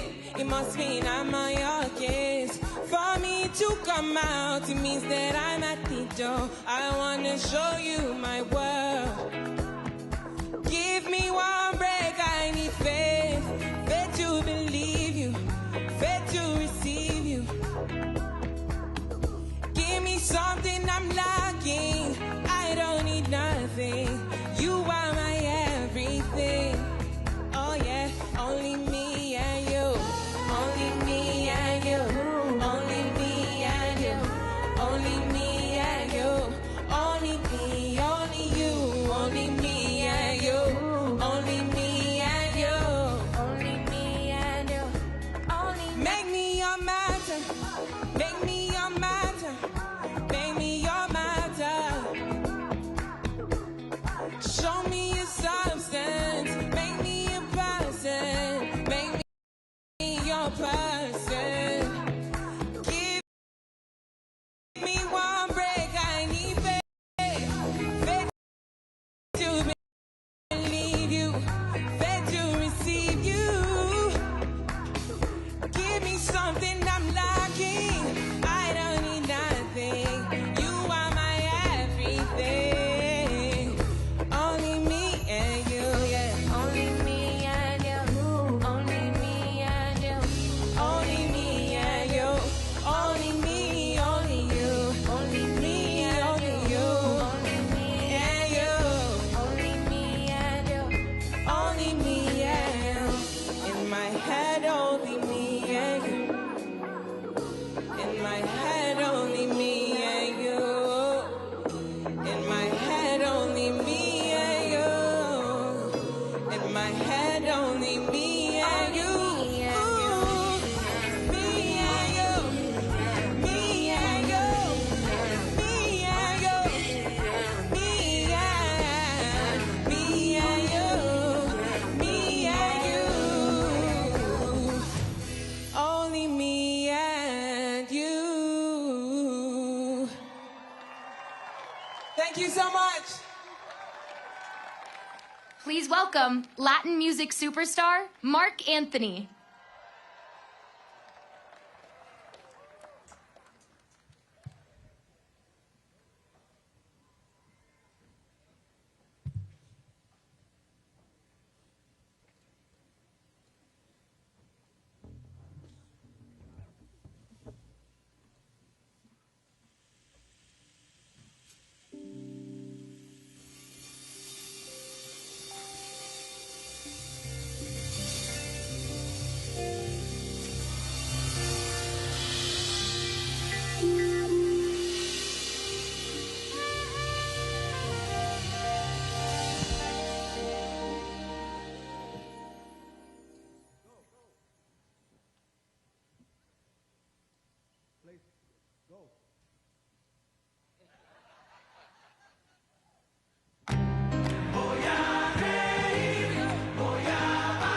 It's okay to dance.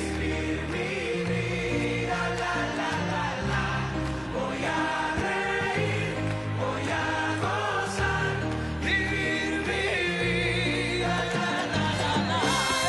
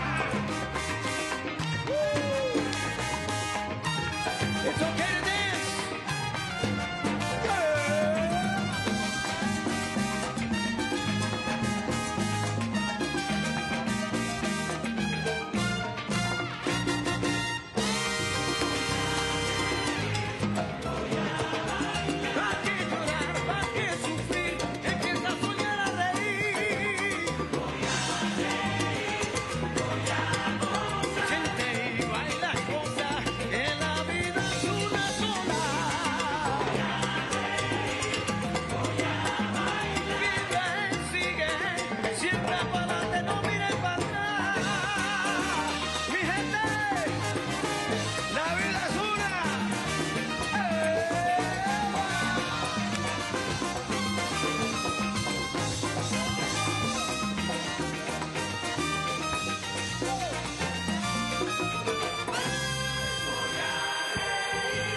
Voy a bailar y vivir, la la la la.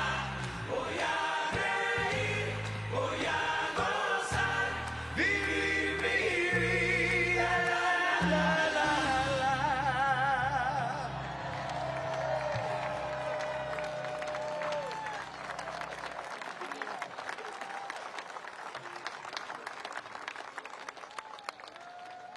What a beautiful set of iconic legends and global superstars. Here's our last little hurrah here at the Midway. We got someone that's incredibly amazing that worked at the Accidental Activist, which is incredible. We got Malia's art teacher. You want to say hi? Hey, Malia. Sweet. Today is your girl's birthday. Say happy birthday. Best birthday ever. And I miss you. I miss you guys. I miss you guys. I miss you. We miss you. With President Obama, dog. We want to keep, yeah. We want to make sure that. Bring him. Thanks, Michelle. What do you have to say, sir? Oh yeah, you want to. That part. Okay. Yep. Okay. And tell us what you did. So my name is Jasmine, and I worked on the first presidential campaign. So it was amazing. We got some incredible people out here. It's been so amazing. What is this for you guys? Like, it's been just a whirlwind of iconic people and beautiful sets, and I'm just so happy. I'm happy to be here. Listen, I double dutched. I learned how to double dutch for the first time. My homeschool self finally learned. And listen, we are excited. This has been so incredible. Thank you to the Midway. Keep your energy up. There's still more to come, and I'll see y'all over there.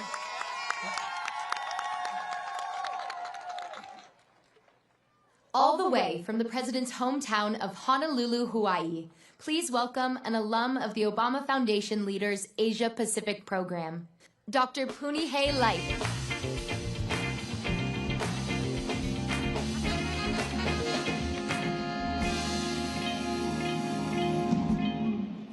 Aloha.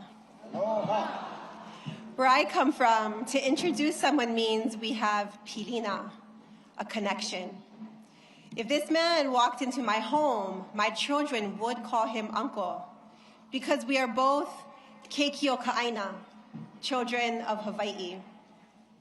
We have been nourished by her lands, kissed by her rains, and inherited a kuleana, a sacred responsibility to care for those we will never meet. To introduce him today is not just to talk about who he is, but to share what he invites out of each of us. He invites and we respond.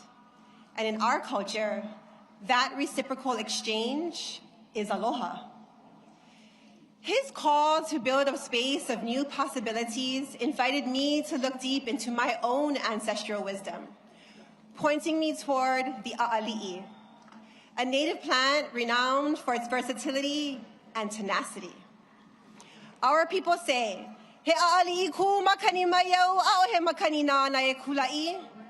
I am a wind withstanding a'ali'i. No gale can topple me over. You see, the a'ali'i thrives by being deeply rooted, resilient through storm and drought, and fiercely responsive.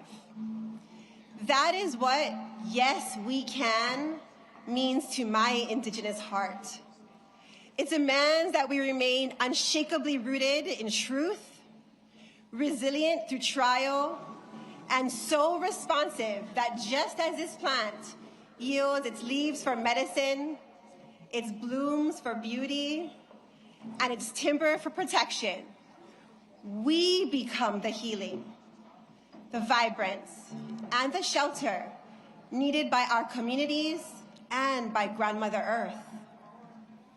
Brothers and sisters, let us rise to honor that collective responsibility. Stand with me, people. And now, from the shores of his youth to the city that rose with him, Chicago, Please help me welcome President Barack Obama.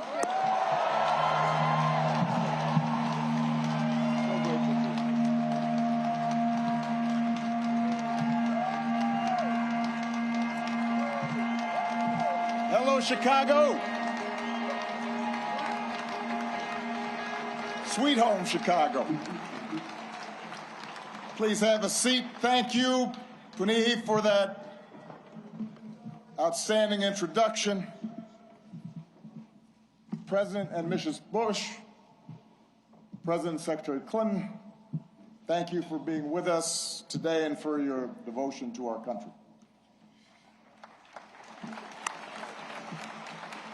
And President and Dr. Biden, thank you for your steadfast partnership for 8 years.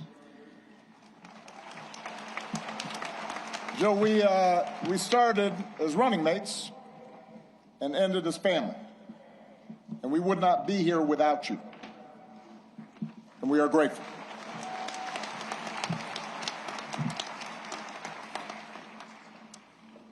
To our amazing foundation staff and our amazing board, to Governor Pritzker, Mayor Johnson, thank you for making this center possible. To congressional leaders and foreign dignitaries who've made the trip, I cherish our partnership together and all we got accomplished together. Thank you.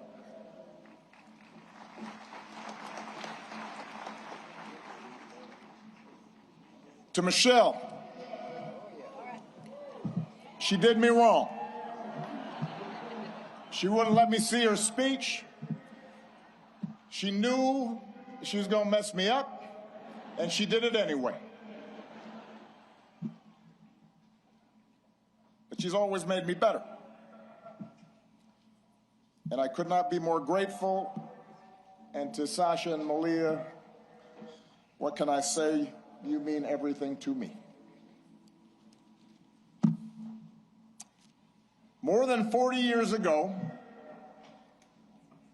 on a late summer afternoon in 1985, I arrived here in Chicago, entering the city through the very spot where this center now stands. I can still picture myself heading down what was then Cornell Drive in a janky used car that I'd bought in New York, with all my worldly possessions stuffed in the trunk and the back seat, so I really couldn't see out of the rearview mirror, and I was a safety hazard. And I was 23 years old.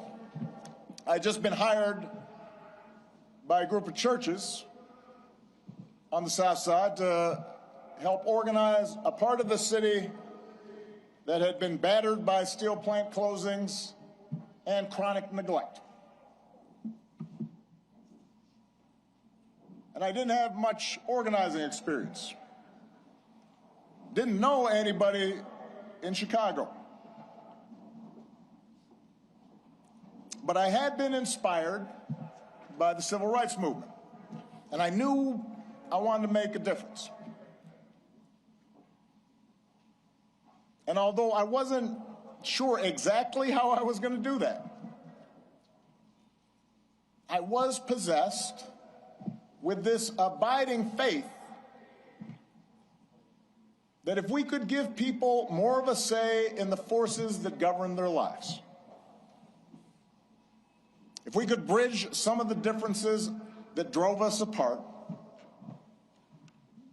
then we could build an America where everyone counts and everyone has a fair shot and everyone belongs. Even a mixed-race kid with a weird backstory and a name nobody could pronounce.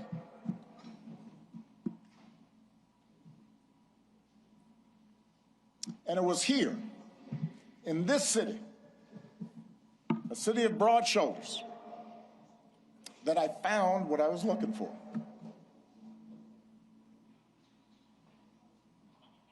day by day, block by block, I got to know the people who lived here, their hopes, their dreams, their tragedies and their triumphs. I witnessed their resilience in the face of hardship and the quiet heroism of a single mom raising her kids and sending them to college on a secretary's salary, or the priest electing to stay in the city and open his doors to at-risk youth, even as most of his flock had fled to the suburbs. I learned that leadership has less to do with titles or rank or chasing attention than with helping others find their voice, reaching their potential, and sitting around people's kitchen tables or on their back porches, spending time in church basements, in barbershops. I was reminded that everyone has a story to tell if you just care to listen. Sacred stories, full of courage and humor and grace, and that each of those stories in some way connected to my own. In other words, I found my purpose here, and I fortified my faith here, and I found my community here, friendships that would last a lifetime. And I found a girl from the South Side who has been my greatest blessing. Michelle and I, our wedding reception was over at South Shore Cultural Center. You could walk from here. Our daughters were born right down the street. This is where we bought our first home. This is where our kids took their first steps. This is where I launched my candidacy for the Illinois State Senate over at the Ramada Inn on Lakeshore Drive, serving pretzels and soda, embarking on the path that ultimately and improbably led to this day. So, for me, this center could not be anyplace else. It's an expression of thanks, an acknowledgement that so much of what I hold most dear I owe to the people of this city and the people of these surrounding neighborhoods.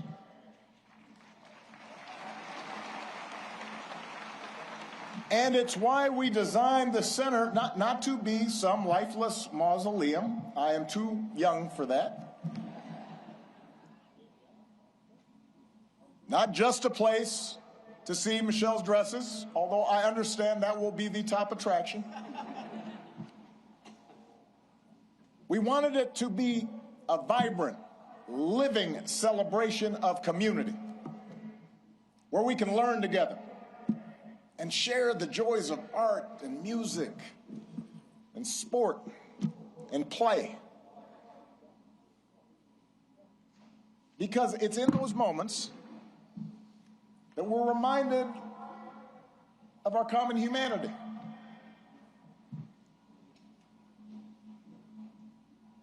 And strengthen the bonds of trust that not only make our lives richer, but make our democracy stronger. Now, we also wanted this center to be a celebration of the extraordinary public servants, many of whom are here today, that made this journey possible. Some of you helped get me elected. Some of you I had to talk into joining my administration. Some of you were seasoned veterans who helped show a rookie president the ropes. But a lot of you were younger than I was when I first drove into this city. We're all a bit older now. Many of you have children of your own, even grandchildren.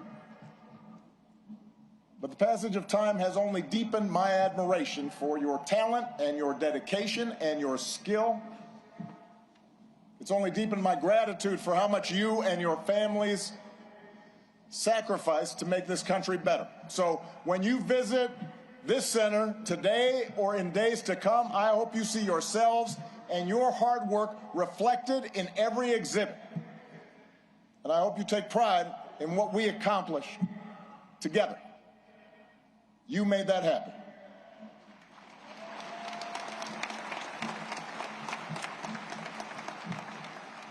Now, of course, we did not accomplish everything we set out to do.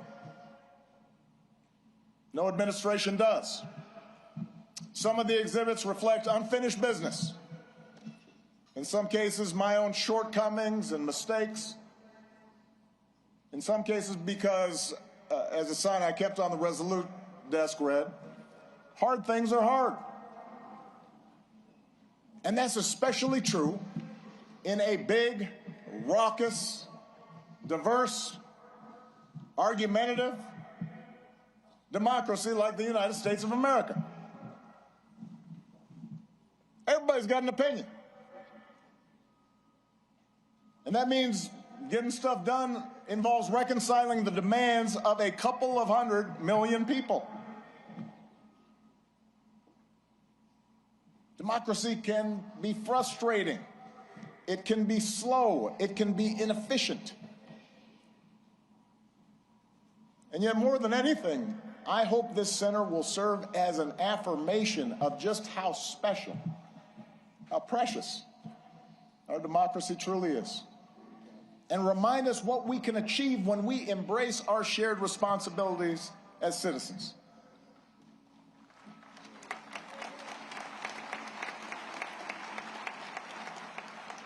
And since we're a few weeks away from America's 250th birthday, it is worth remembering just how radical the whole idea of self-government really was back in 1776.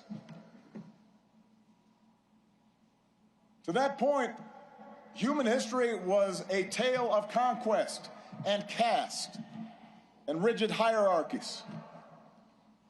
A world where the strong dominated the weak, where power and wealth and status flowed through lineage, and the many were ruled by the few.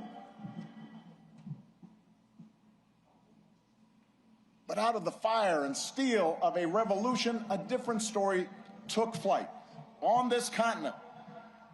A declaration that we are all created equal, endowed by our Creator with certain unalienable rights, and that in the newly independent United States, there will be no kings or lords, no serfs or subjects, but only citizens, each of us free to pursue our own version of happiness and able to determine our collective fate through an elected representative government.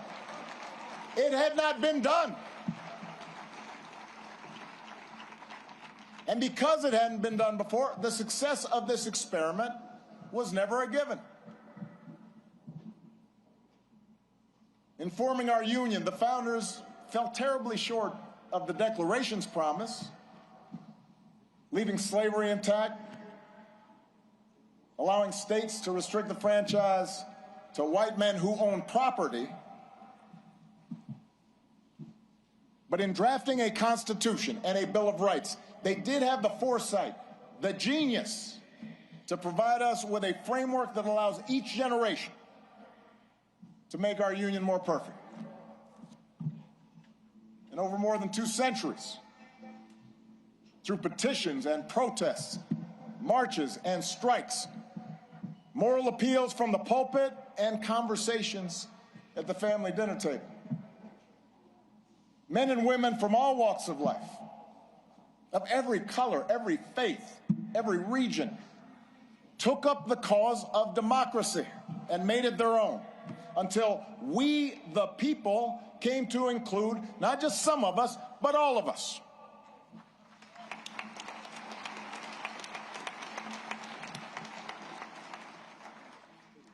And that's why the story we tell in this building begins not with Michelle's origins or my origins, but with our nation's.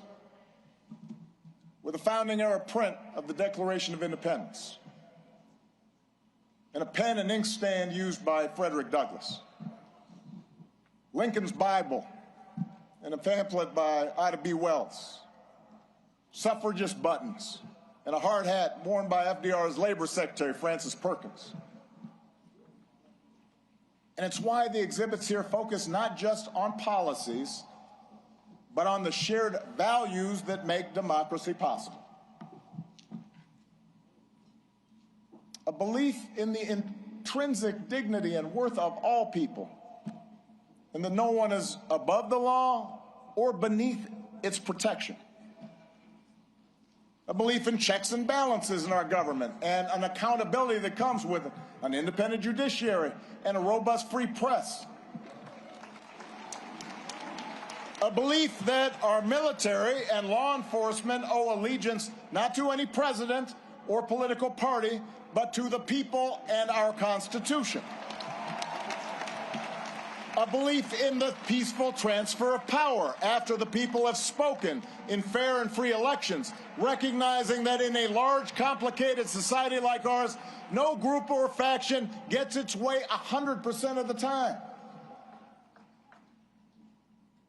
And a belief that qualities of character, honesty, integrity, kindness, compassion, a sense of duty and honor, those things matter in our public dealings, just as they do in our private lives. These are not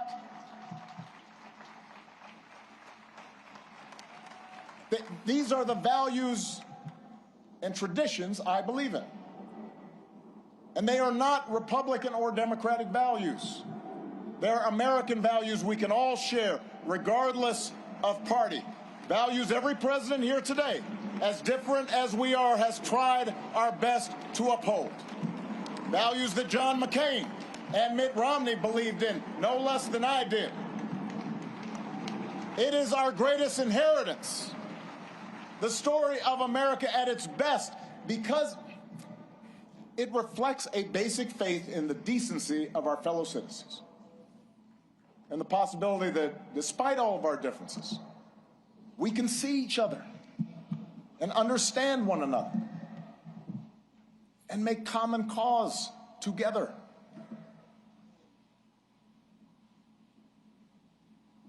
That's what I hope every visitor to this center takes away from their experience. And that's why if you come for a day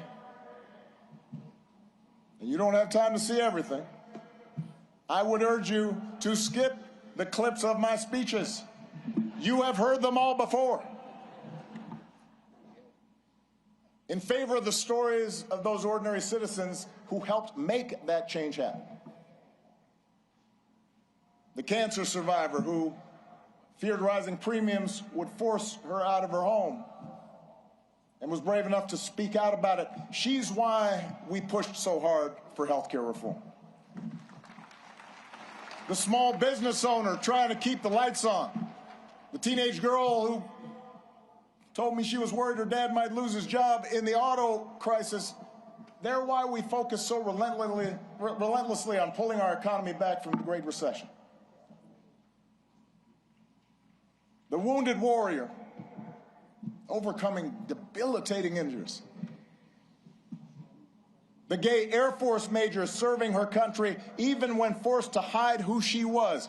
They're why we worked to end Don't Ask, Don't Tell and care for those who've worn our country's uniform and do right by our military families. It's their voices that led to our successes. And while going through the exhibits, I'd also ask you to listen to the voices of people around the world who've been inspired by American ideas.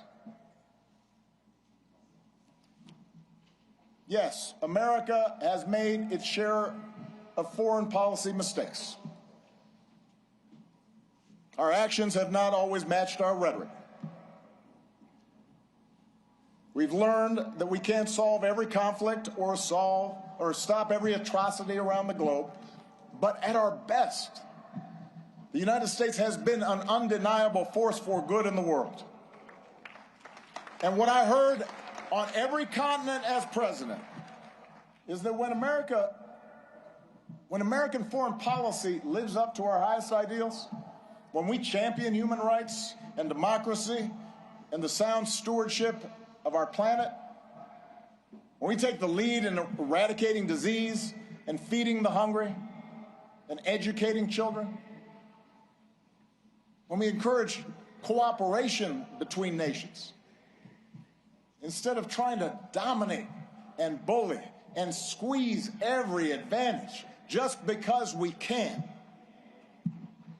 And most of all, when we show through our example here at home that even a country as big and diverse as ours can make democracy work, it turns out all nations, including ours, become more prosperous and secure. And the world gets a little bit brighter.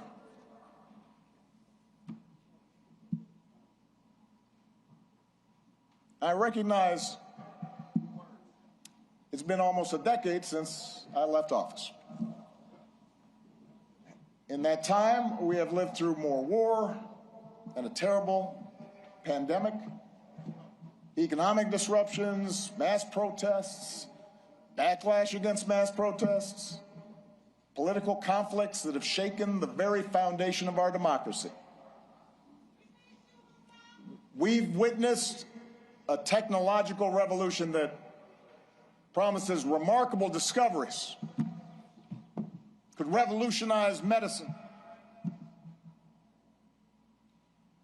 but is also accelerating inequality, that puts all the world's information in the palm of our hands, but somehow makes it harder for us to tell a truth from a lie, that connects us instantly like never before,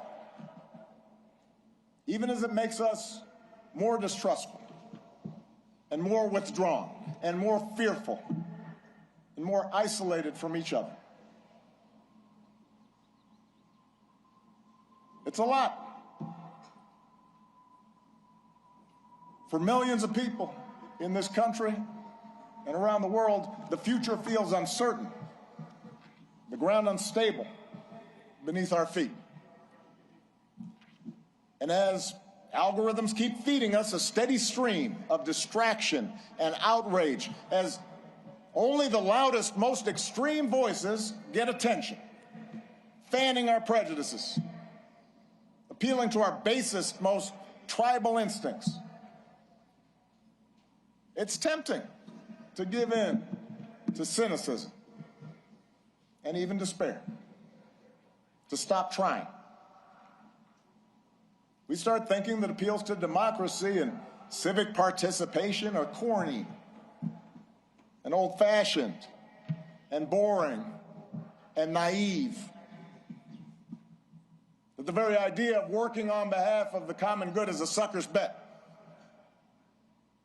And that in order for us to win, somebody else has got to lose.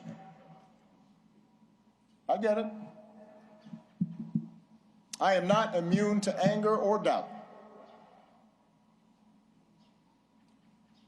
But I do know this.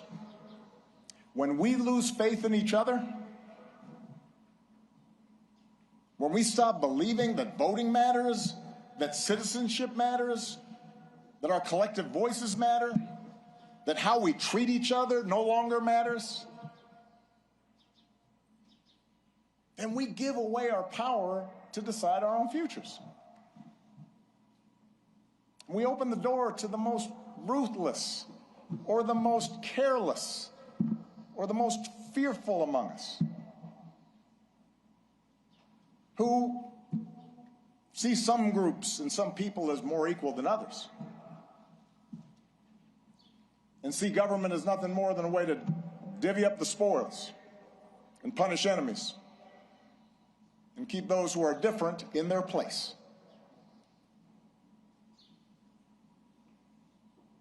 I do not believe that is the story of America that prevails in the end. I don't believe it because for us to give up, for us to give in now, after all this country's been through, to cynicism and division would be a betrayal of our founding ideas, a betrayal of our faith. And I remain convinced that the overwhelming majority of Americans feel the same way. That as unsettled as we are, people aren't looking for perpetual anger and division. They are looking for fairness and common sense and mutual respect. That deep in our gut, we want to find a way to turn towards each other again, not further away.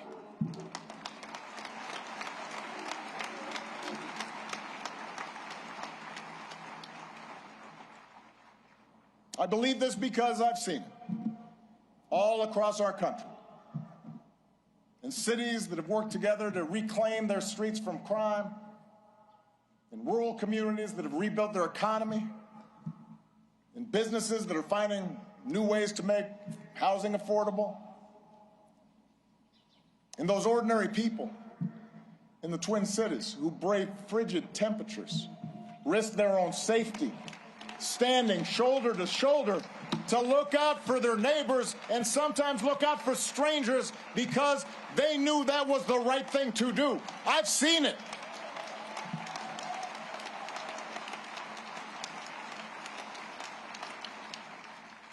And I've seen it in a new generation of leaders here and around the world, like Puniha and Addison. Leaders who are determined to make our governments and our economies and our societies work for everyone. Obama Foundation leaders like Hannah, a Food Corps member from rural Ohio who's helping ensure every child has access to at least one nourishing meal. Or George, an entrepreneur whose nonprofit helps get unused, unexpired medicine, often at no cost, to people who need it. Or Zuzana, a human rights lawyer in Poland, who's won more than 30 landmark cases. There are thousands, tens of thousands, hundreds of thousands of these young people out there making a difference right now.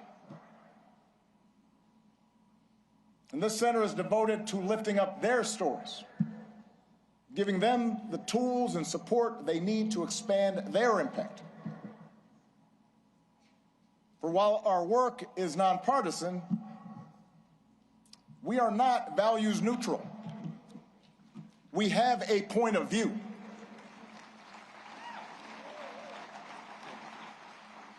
The exhibits in the center are not meant to evoke nostalgia for some gauzy bygone era, some unattainable past that we can dream about and say, oh, we miss you, Barack. They're meant to remind us of who we can be, to remind us of what's possible, so we can forge ahead, clear-eyed and confident, and do the work that still needs to be done.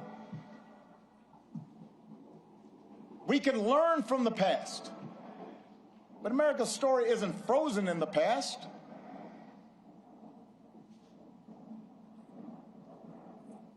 It has chapters yet to be written, not by one person or a few people, not by Barack and Michelle, or anybody with a fancy title or a high office, but by all of us.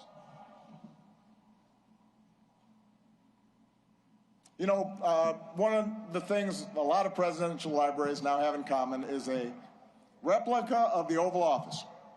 And if you take a peek at the one inside this building, you will see some objects that carried some special meaning for me during the time that I was in office. There's a program that a friend from the South Side gave me that he had retrieved from the 1963 March on Washington. He was there. There's a Norman Rockwell painting of the Statue of Liberty with workers hanging on ropes, burnishing the torch that she holds aloft. And on the rug, you'll read words from some of America's greatest leaders, including a quote that inspired that arch that you see right there at the south end of the plaza by Martin Puryear. The arc of the moral universe is long, but it bends towards justice. And it's a quote that was often invoked by Dr. Martin Luther King Jr., but it originally comes from a Boston minister's sermon more than 170 years ago. And at the time, the abolitionist cause seemed lost. The Compromise of 1850 had made harboring fugitive slaves a crime under federal law, even in those states that had abolished slavery. And in a case that garnered national attention, a young fugitive in Boston had been seized and tried and marched to the wharf by hundreds of armed officers, where he was summarily put on a ship bound for the South, where he would remain in shackles and chains. It was a moment of profound uncertainty and despair. A moment the minister called darker than any New England had witnessed. We do not see, Reverend Theodore Parker observed, that justice is always done on earth. Many a knave is rich, sleek, and honored,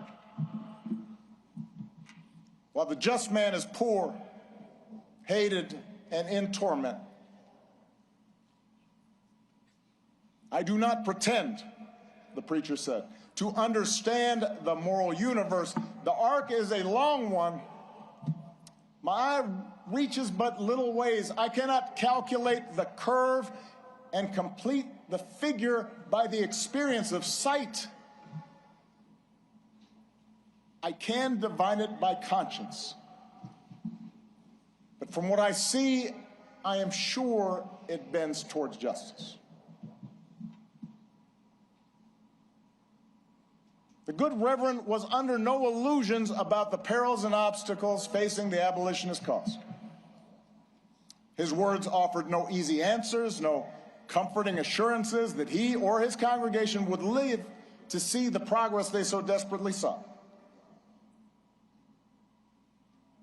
Rather, his was a declaration of faith, a defiant call, not to abandon hope or give way to fear, but to stay true to our better selves and true to one another, and to keep fighting to fulfill the promise of this nation, even in the face of cruelty and bitter disappointment, even in the face of impossible odds. It is that spirit that we open the center today. The same spirit that so many of you showed all those years ago. The same spirit that inspired generations of Americans to meet the challenges of their time. The same spirit that is alive and well here on the south side of Chicago. The same spirit that will see America and the world through its present trials. There is a new generation out there, ready to write the next chapter of our story. We intend to help them do it, and we ask that you join us. Thank you. God bless you. God bless the United States of America.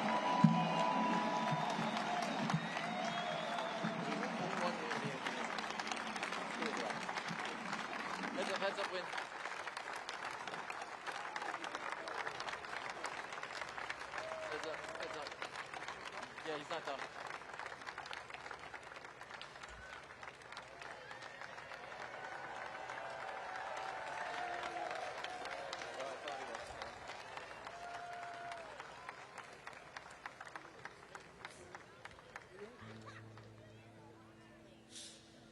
Hi, I'm Bruce, and and I'm so glad to be here this afternoon for President Obama and Michelle, Malia and Sasha. You know how I love you all. Oh, what a glorious task we are given to continually strive to improve this great nation of ours. That was from President Obama's speech at Selma. President Obama and Michelle, you have exemplified that ideal with lives that have served us all with heart and commitment, love, and compassion. This is Land of Hope and Dreams. This is for you.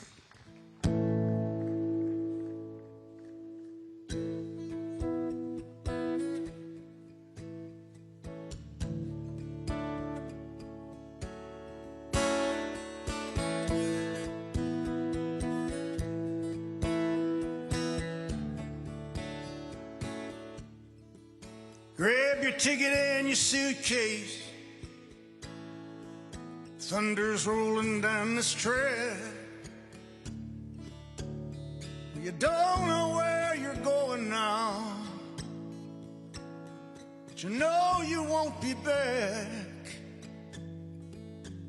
Well, darling, if you're weary, lay your head upon my chest. We'll take what we can carry, yeah, and we'll leave the rest. Well, big wheels roll through fields where sunlight streams. Oh, meet me in a land of hope and dreams.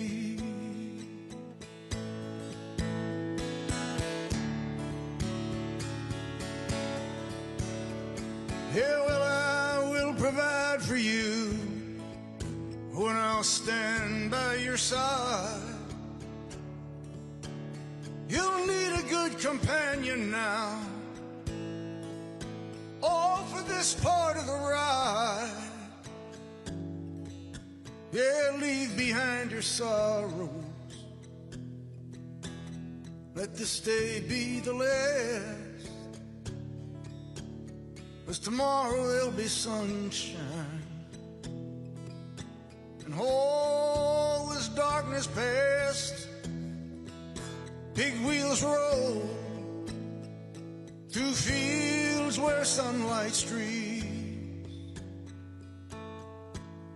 Oh, meet me in a land of hope and dreams. Well, this train carries saints and sinners. This train carries losers and winners. This train carries whores and gamblers. Oh, this train carries lost souls. I said this train, dreams will not be thwarted on this train. Faith will be rewarded on this train. Hear the steel wheels singing on this train. Bells of freedom ringing.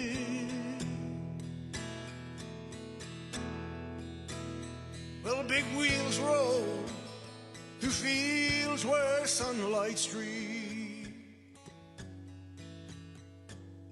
Oh, meet me in a land of hope and dreams.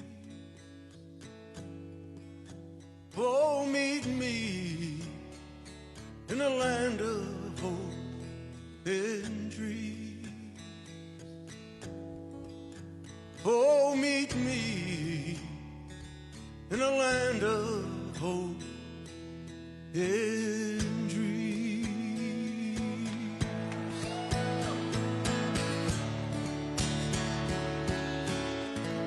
Thanks. I love you. Thanks, Brother Billy. Thank you. Thank you. I am honored to bring out one of my great heroes, the great, great Stevie Wonder.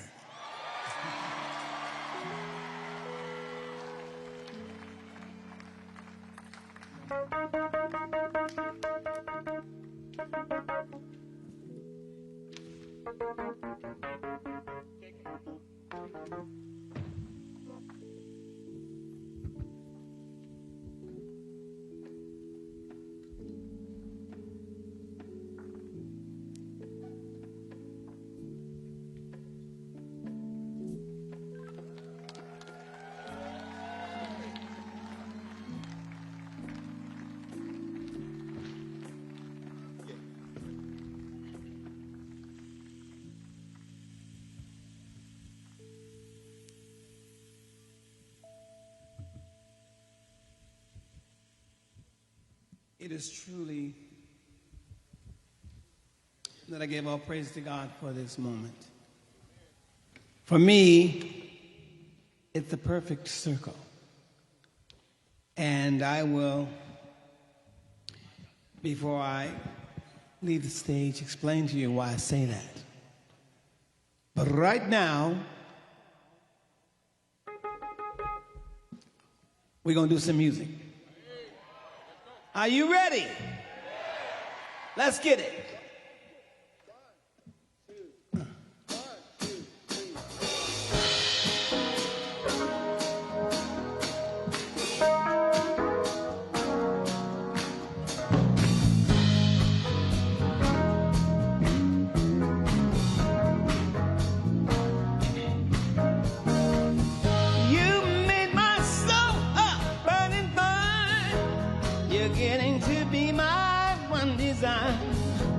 You're getting to be all that matters to me. And let me tell you, girl, I hope and pray each day I live. A little more love I'll have to give. A little more love that's devoted and true. So all I do is think about you. Hey, baby. Just think about you. Think about you, baby. Oh, just think about you. Maybe just suppose that should happen to cross your mind. Find some shelter for like me, you've really been trying to find. And let me tell you, girl, think of how exciting it would be if you would discover it feels like me. If you would discover this dream is for two. Well, I'm gonna tell you, girl, I'd light a candle every day and pray that you'll always feel this way, and pray that our love will forever be new. All I do is think about you. Yeah, baby. Just think about you. I think about you, baby. Yeah, baby. Just think about you. Can't you feel the fire burning? Can't you feel the wind humming? Cause I'm baby. Oh, can't you feel the wind blowing? Can't you feel the wind blowing? Yeah. Just think about you. Oh, all I do is think about you.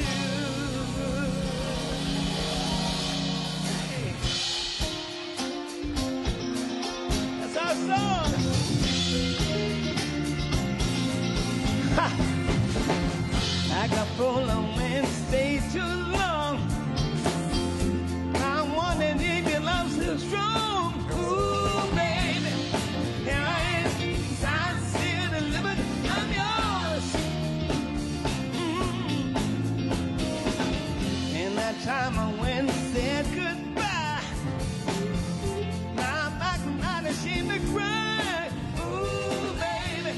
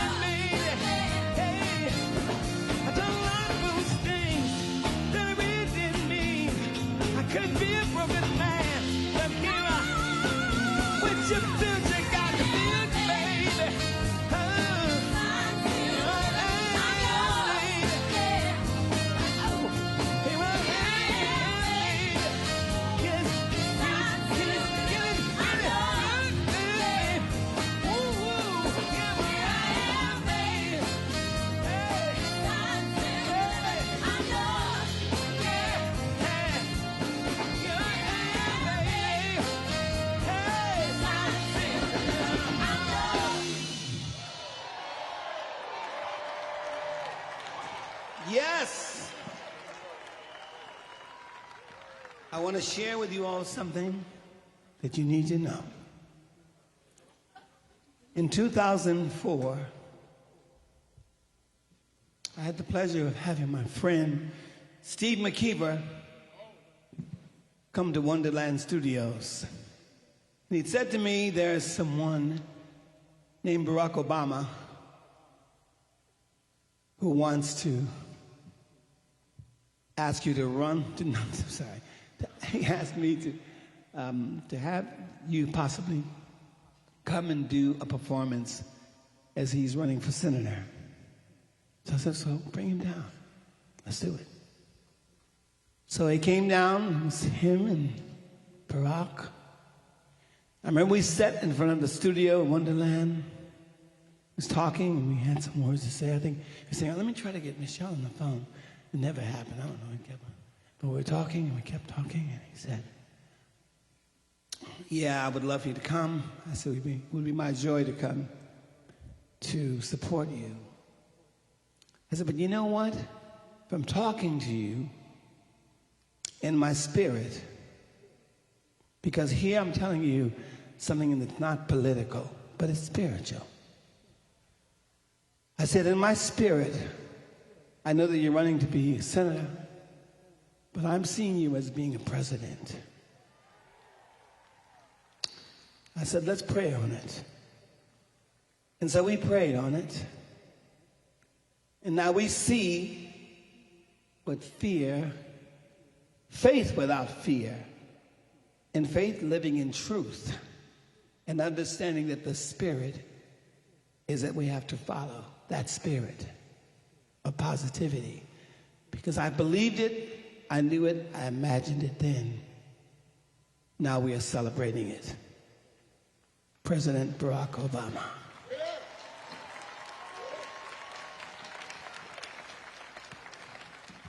So I want you to remember, all of you, never let fear put your dreams to sleep. Never. I have Jennifer Hudson, Christina Aguilera, John Legend, Eddie Vedder, Bruce Springsteen, in common. You're coming out with me? We're going to do this thing. Are y'all ready? Yes, sir. I don't care where you are in the world. Roots is going to be a part of this too. I don't care where you are in a part of this is a celebration.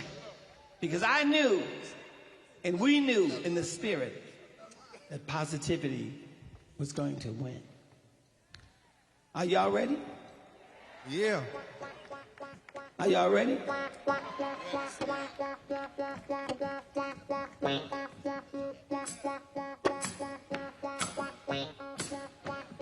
One, two.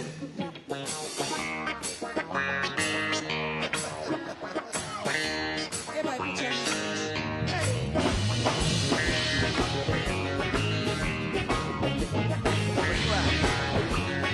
Clap your hands.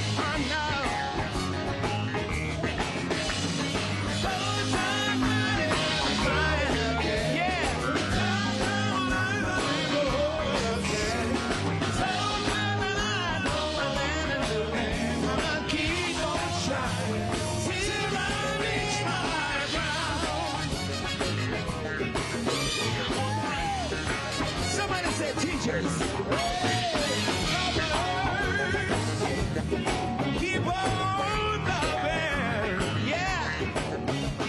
Believers, keep on believing. Sleepers, just stop sleeping. Oh, I've been woke me too long.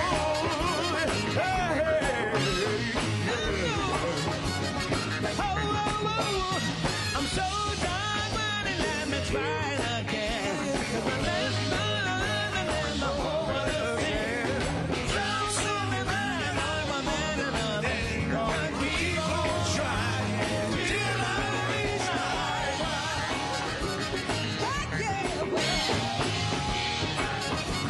till I reach the higher ground. Oh, now.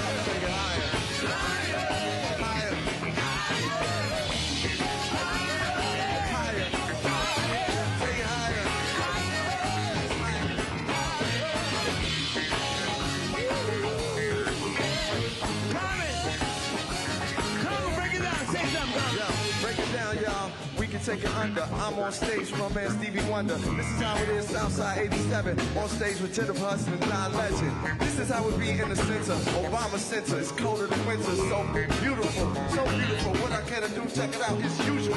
Usual like common for me and you. This is the type of thing that we can do. Like you too, just like Bono. We came to rock here live in Chicago. Yo, it's like this. We got the dream. On stage with Bruce Springsteen. How can it be? Things can get better. Thank God I'm here with Eddie Vedder. We get it all together, we can storm. Constant show, you know the whole form. When it goes on, it keeps going on and on. Yo, I can keep lighting. Yo, can say respect to Joe Biden, President Biden, and Coach Bush. This is how I do, yo, Operation Push. As I push on down, I'ma keep jamming. Respect to who? Fred Hampton, and of course, all my people here in Washington. You know how we do, we all equal, saying the thing. This is like this Dr. King. We did it like this. Compton, we don't need no drama. Respect to Obama and Michelle. This is how we dwell. You can tell, check it out, never fail. This is like this when I come down, y'all. I can say, yo, we can stand tall. Yo, this is like this Chi-Town. We gon' take you, Stevie, to higher ground.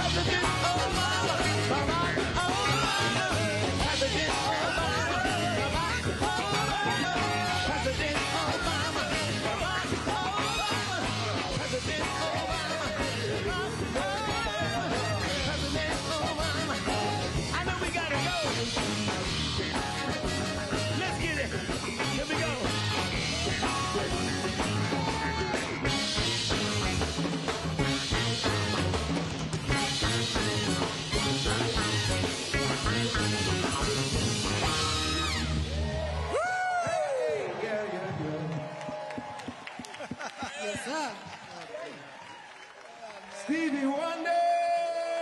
Stevie! Great, man. Thank you. That was fucking unbelievable. That was fucking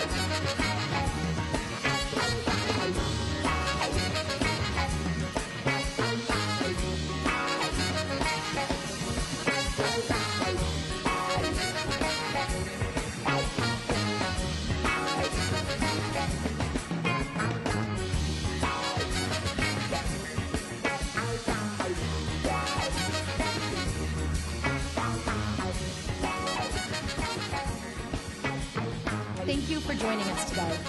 Follow us, stay connected, and get your tickets to the Obama Presidential Center.